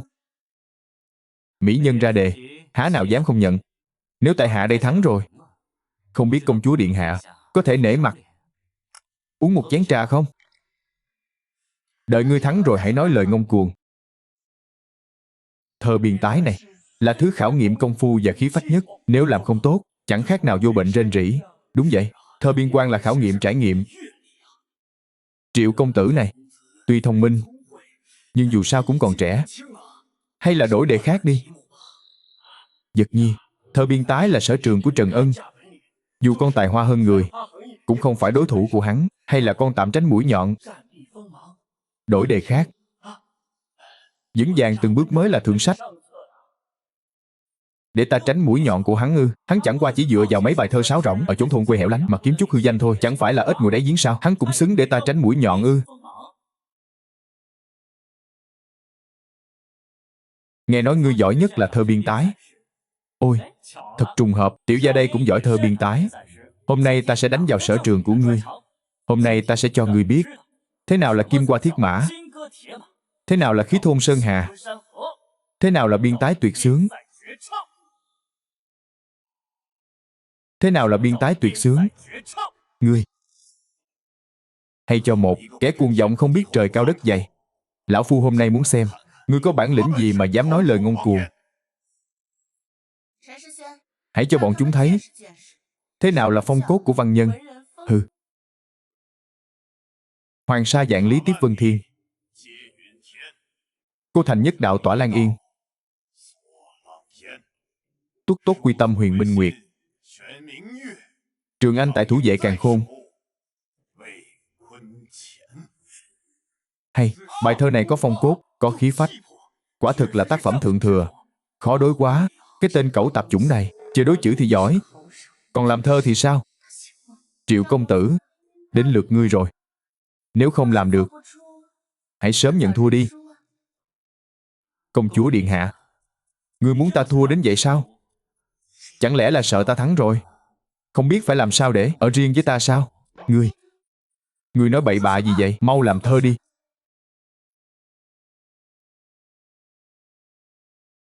Chỉ vậy thôi sao? Văn nhân hủ nho đóng cửa làm thơ, cũng xứng gọi là thơ biên tái ư? Ngươi, nếu ngươi thấy không được, thì tự mình làm một bài đi. Tuyết Lý Khiêu Đăng Kháng Kiếm, Mộng Hồi Suy Giác Liên Doanh, Bắc Bách Lý Phân Huy Hạ Chá, Ngũ Thập Huyền Phiên Tái Ngoại Thanh, Sa Trường Thu Điểm Binh, Mã Tác Đích Lưu Phi Khoái, Cung Như Tích Lịch Huyền Kinh, Liễu Khước Quân Dương Thiên Hạ Sự, Danh Đắc Sinh Tiền Thân Hậu Danh, Khả Liên Bạch Phát Sinh. Đây chính là thiên cổ tuyệt xướng. Bài thơ này đủ sức lưu truyền vạn thế. Triệu công tử quả là thiên tài trời phú. Đây mới chính là hậu duệ của Triệu gia ta. Không thể nào. Điều này tuyệt đối không thể. Một tuyệt phẩm thiên cổ như vậy, làm sao ngươi có thể nghĩ ra ngay tại chỗ được? Ta không tin. Ngươi chắc chắn đã chuẩn bị sẵn bản thảo rồi. Đề bài này là ngươi tùy hứng đưa ra. Nếu có chuẩn bị bản thảo trước thì cũng là do các ngươi chuẩn bị trước. Chẳng lẽ là công chúa điện hạ đã sớm âm thầm giúp đỡ? Ôi chao, tình nghĩa này Triệu mẫu thật thụ sủng nhược kinh. Ngươi đừng có vu khống bổn công chúa. Sao? Ngươi không chịu thua à? Lão phu không phục. Có bản lĩnh thì làm thêm một bài nữa. Nếu trình độ vẫn như vừa rồi, lão phu sẽ nhận thua. Được. Hôm nay cứ để các ngươi những kẻ ếch ngồi đáy giếng này mở rộng tầm mắt, để các ngươi thua một cách tâm phục khẩu phục. Bồ đào Mỹ tửu dạ quan bôi, dục ẩm tỳ bà mã thượng thôi. Tuyến ngọa sa trường quân mạc tiếu, cổ lai chinh chiến kỷ nhân hồi. Đây vẫn là con trai ta sao? Hay lắm. Tuyến ngọa sa trường quân mạc tiếu, bi tráng, hào hùng, nói lên hết nỗi lòng của tướng sĩ. Ngươi đây là chép thơ.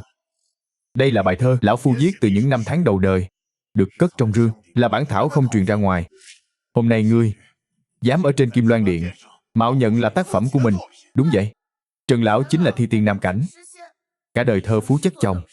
Có vài bài thơ cất trong rương, chưa từng truyền ra ngoài. Có gì lạ đâu. Ngược lại, Triệu công tử tuổi còn trẻ, lấy đâu ra kinh nghiệm để viết ra những câu thơ bi tráng hào hùng như vậy? Chắc chắn là đã chép thơ của Trần lão. Ta phải chép thơ của các ngươi, những kẻ ở vùng quê hẻo lánh Nam Nhạc này sao? Các ngươi cũng xứng sao? Hoàng Hà diễn thượng Bạch Vân Giang, nhất phiến cô thành dạng nhận sang. Khương Địch Hà tu oán Dương Liễu, Xuân Phong bất độ Ngọc Môn Quan. Đây cũng là chép của ngươi sao? Ngươi, Thanh Hải Trường Dân Ám Tuyết Sơn, cô thành giao vọng Ngọc Môn Quan, Hoàng Sa Bách Chiến Xuyên Kim Giáp, bất phá Lâu Lan Chung Bất Hoàng. Đây cũng là chép của ngươi sao? Ngươi, Bán Quyển Hồng Kỳ Lâm Dịch Thủy, Sương Trọng Cổ Hàng Thanh Bất Khởi, Báo Quân Hoàng Kim Đại Thượng Ý, Đề Huệ Ngọc Long Dị Quân Tam. Đây cũng là chép của ngươi sao? Cãi cuồng. Dù ngươi có ngụy biện thế nào, chỉ cần là thơ biên tái thì không thoát khỏi nghi ngờ đạo thơ. Đúng vậy, không làm thơ biên tái, những thể loại khác ngươi có làm được không? Ta không như ngươi, dù đã bạc đầu nghiên cứu kinh điển, nhưng lại chỉ viết được một kiểu giọng điệu. Vạn vật trên đời này trong mắt ta đều có thể thành thơ. Lão thất phu, ngươi hãy nghe cho rõ đây. Ta viết về núi, hội đương lăng tuyệt đỉnh, nhất lãm chúng sơn tiểu. Ta viết về nước, quân bất kiến hoàng hà chi thủy thiên thượng lai, bồn lưu đáo hải bất phục hồi. Ta viết về trăng, minh nguyệt kỷ thời hữu, bả tửu vấn thanh thiên. Ta viết về tuyết, hốt như nhất dạ xuân phong lai, thiên thụ dạng thụ lê hoa khai. Ngươi nói những bài thơ biên tái này là ta chép của ngươi. Vậy ngươi nói cho ta biết, những bài thơ ta vừa nói đó là chép của ai? Trả lời ta. Trả lời ta.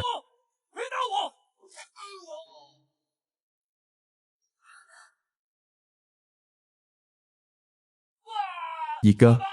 Thi tiên đã thua rồi.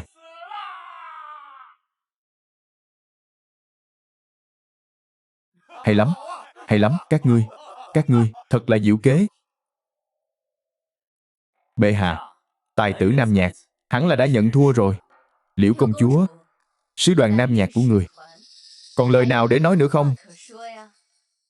Hôm nay là do Nam Nhạc ta tài không bằng người. Tuy nhiên, đạo thơ ca chung quy cũng chỉ là tiểu đạo, trên chiến trường mới thấy được chân tài.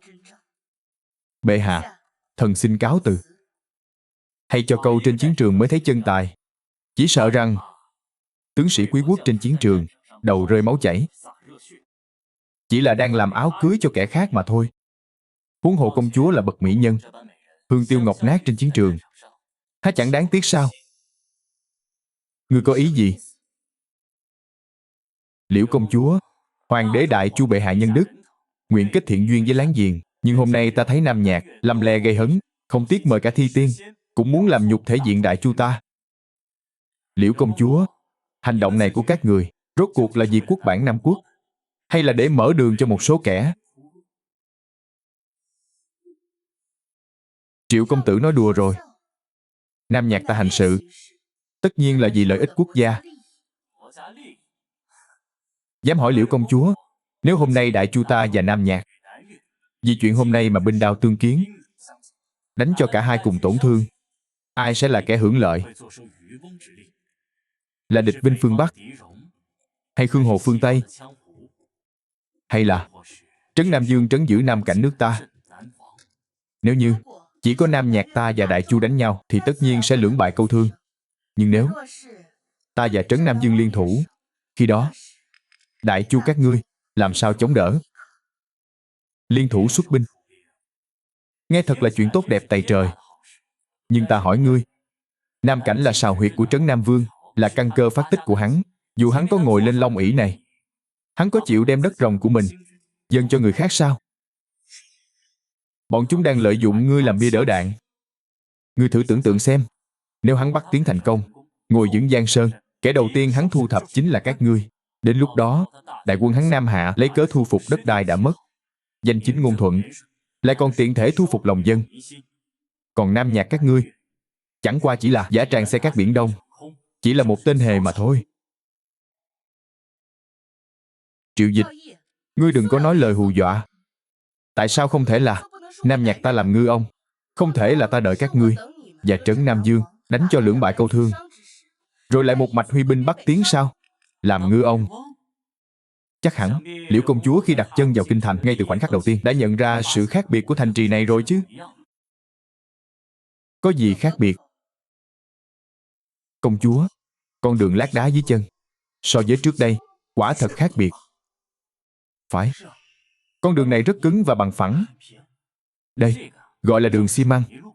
Ta thành tâm mời Liễu công chúa, sau khi hội đàm kết thúc, hãy đích thân đến con đường đó để trải nghiệm độ cứng của nó.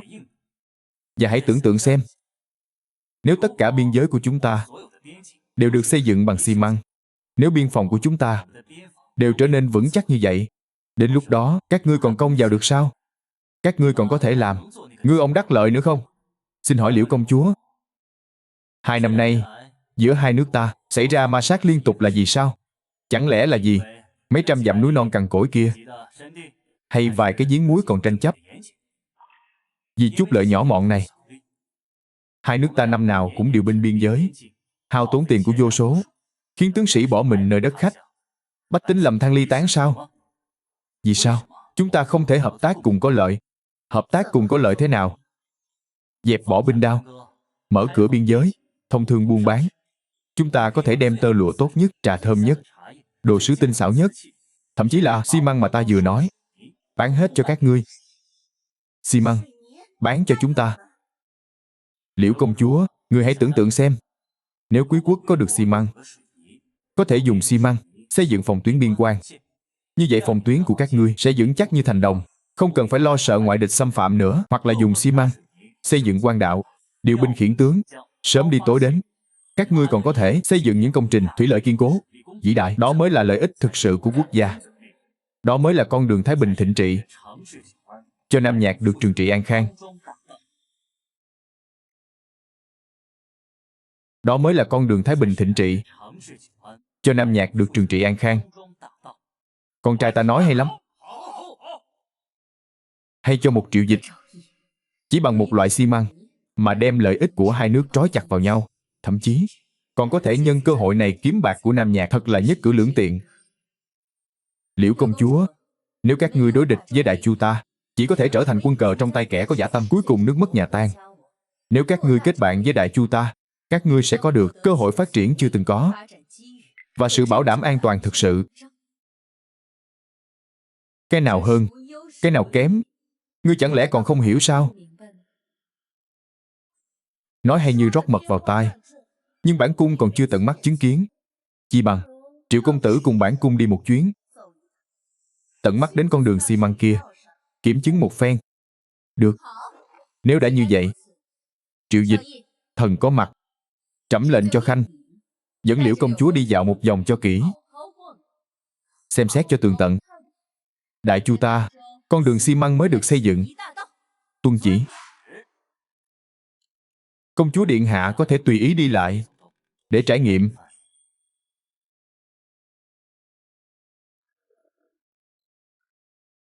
Cái này, bằng phẳng thì đúng là bằng phẳng, chỉ là không biết có chịu được trọng lực hay không.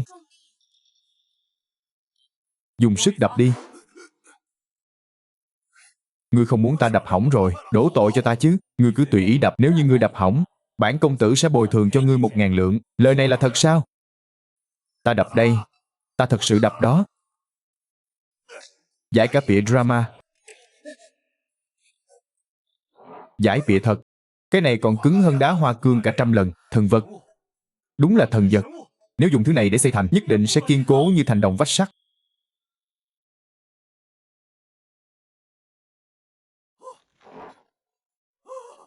Cái này còn cứng hơn đá hoa cương cả 100 lần. Thật là lợi hại. Đúng là thần vật. Nếu dùng thứ này để xây thành, nhất định sẽ kiên cố như thành đồng vách sắt. Công chúa điện hạ, chi bằng nhân cơ hội này lên xe ngựa trải nghiệm một phen, cảm giác như đi trên đất bằng. Thì sao ạ?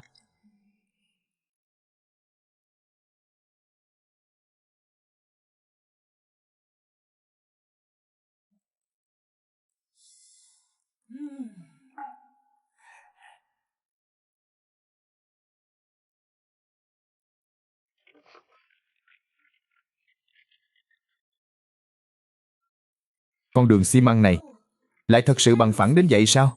Công chúa điện hạ, tại hạ nào dám khoa trương lời lẽ. Xi măng này quả thực thần kỳ. Nếu Nam Nhạc ta muốn mua, giá bao nhiêu? Ôi, công chúa điện hạ, người thật sự đã hỏi đúng chỗ đau của ta rồi. Người có biết, để nghiên cứu ra vật này, đại chu ta đã hao phí bao nhiêu tâm huyết của những đại thợ bậc nhất mới làm ra được không? Mỗi bước đi này đều là tiền vàng chất đống mà thành. Thôi được rồi, người cứ nói đi, bao nhiêu tiền? 1 cân, 100 lượng. Ngươi đây là cướp tiền. Tiền nào của nấy mà. Ta đây là nể tình hai nước ta sắp sửa hóa giải chiến tranh thành hòa bình nên mới đưa ra giá hữu nghị cho quý quốc đó. Nếu ta bán cho Bắc địch, Tây Khương ít nhất cũng phải tăng gấp đôi. Triệu công tử, cái giá này tuyệt đối không thể được. Ít nhất cũng phải giảm 5 thành. Giá trị của xi măng này, người vừa rồi cũng đã thấy rồi đó. Thế này đi, ta sẽ giúp người nói với nữ đế. Thật sao? Còn về giá cả, có thể giảm được bao nhiêu thì phải xem biểu hiện của công chúa điện hạ người đó.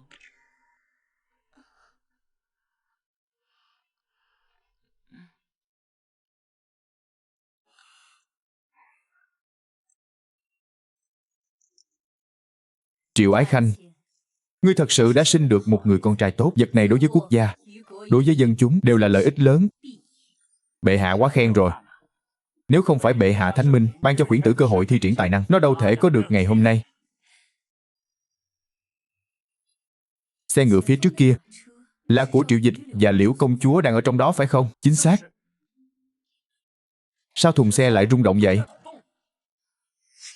Chẳng lẽ là yêu nữ Nam Nhạc kia đang hành thích Triệu Dịch bên trong?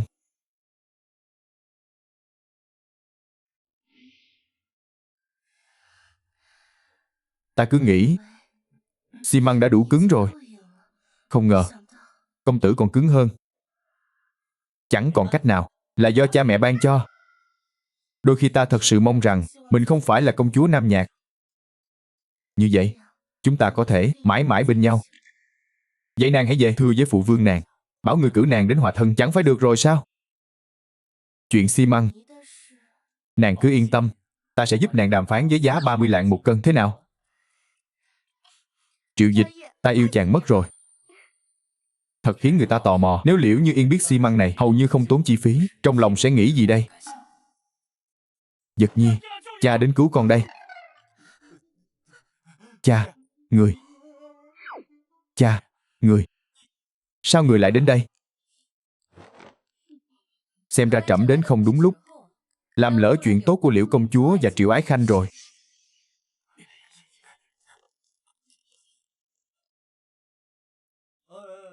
Bệ hạ, thần không phải như người nghĩ đâu.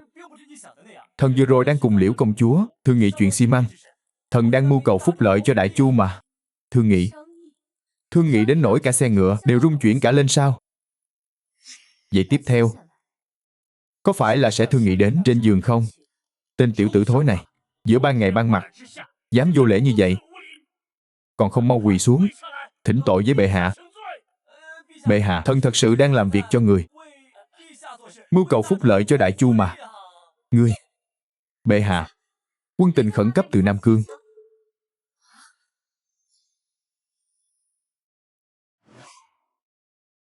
Vừa rồi người đóng mắt tạp, giờ hãy nói đi.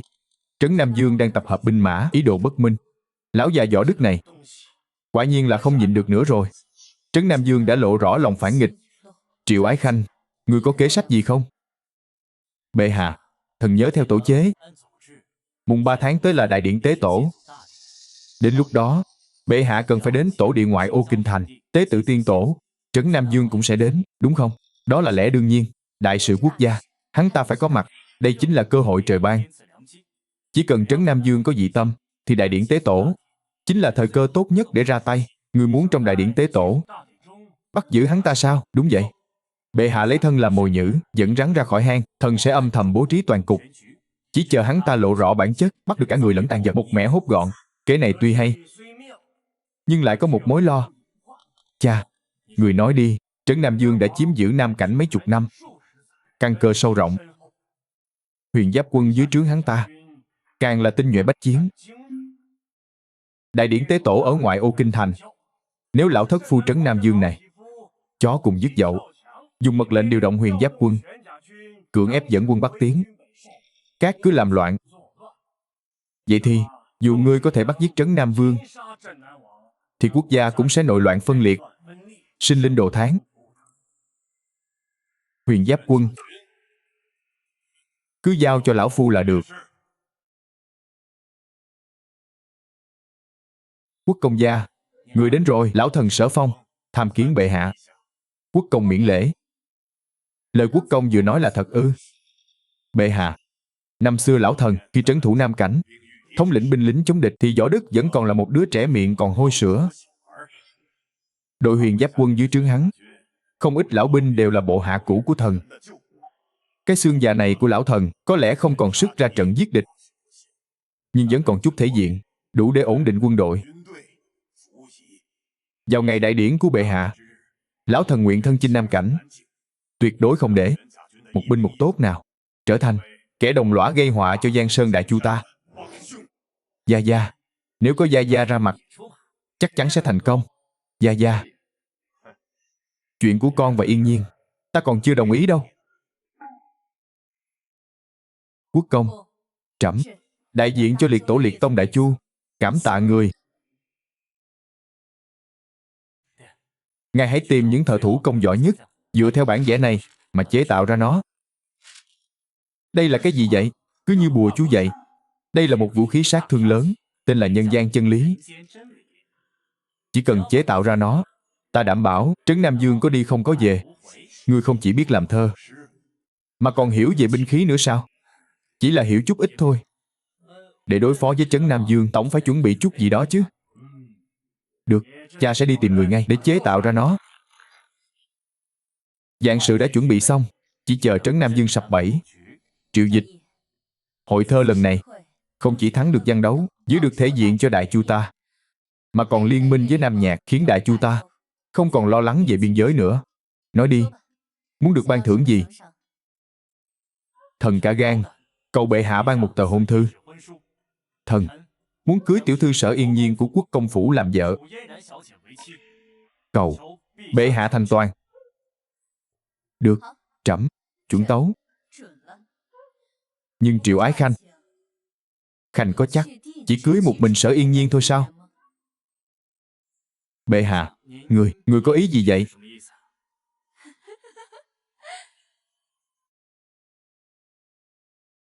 Trẫm có một vật này, Khanh xem xong sẽ rõ. Nguyệt Nhi. Dạ.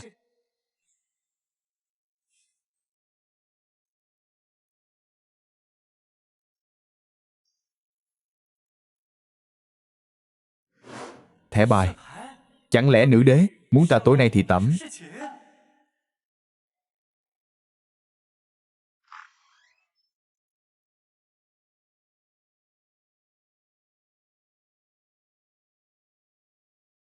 Không biết nữ đế bệ hạ nửa đêm triệu kiến, có việc gì?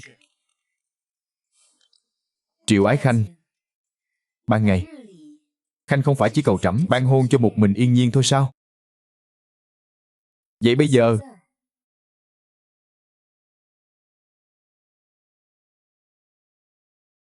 nguyện vọng của Khanh chỉ dừng lại ở đó thôi sao?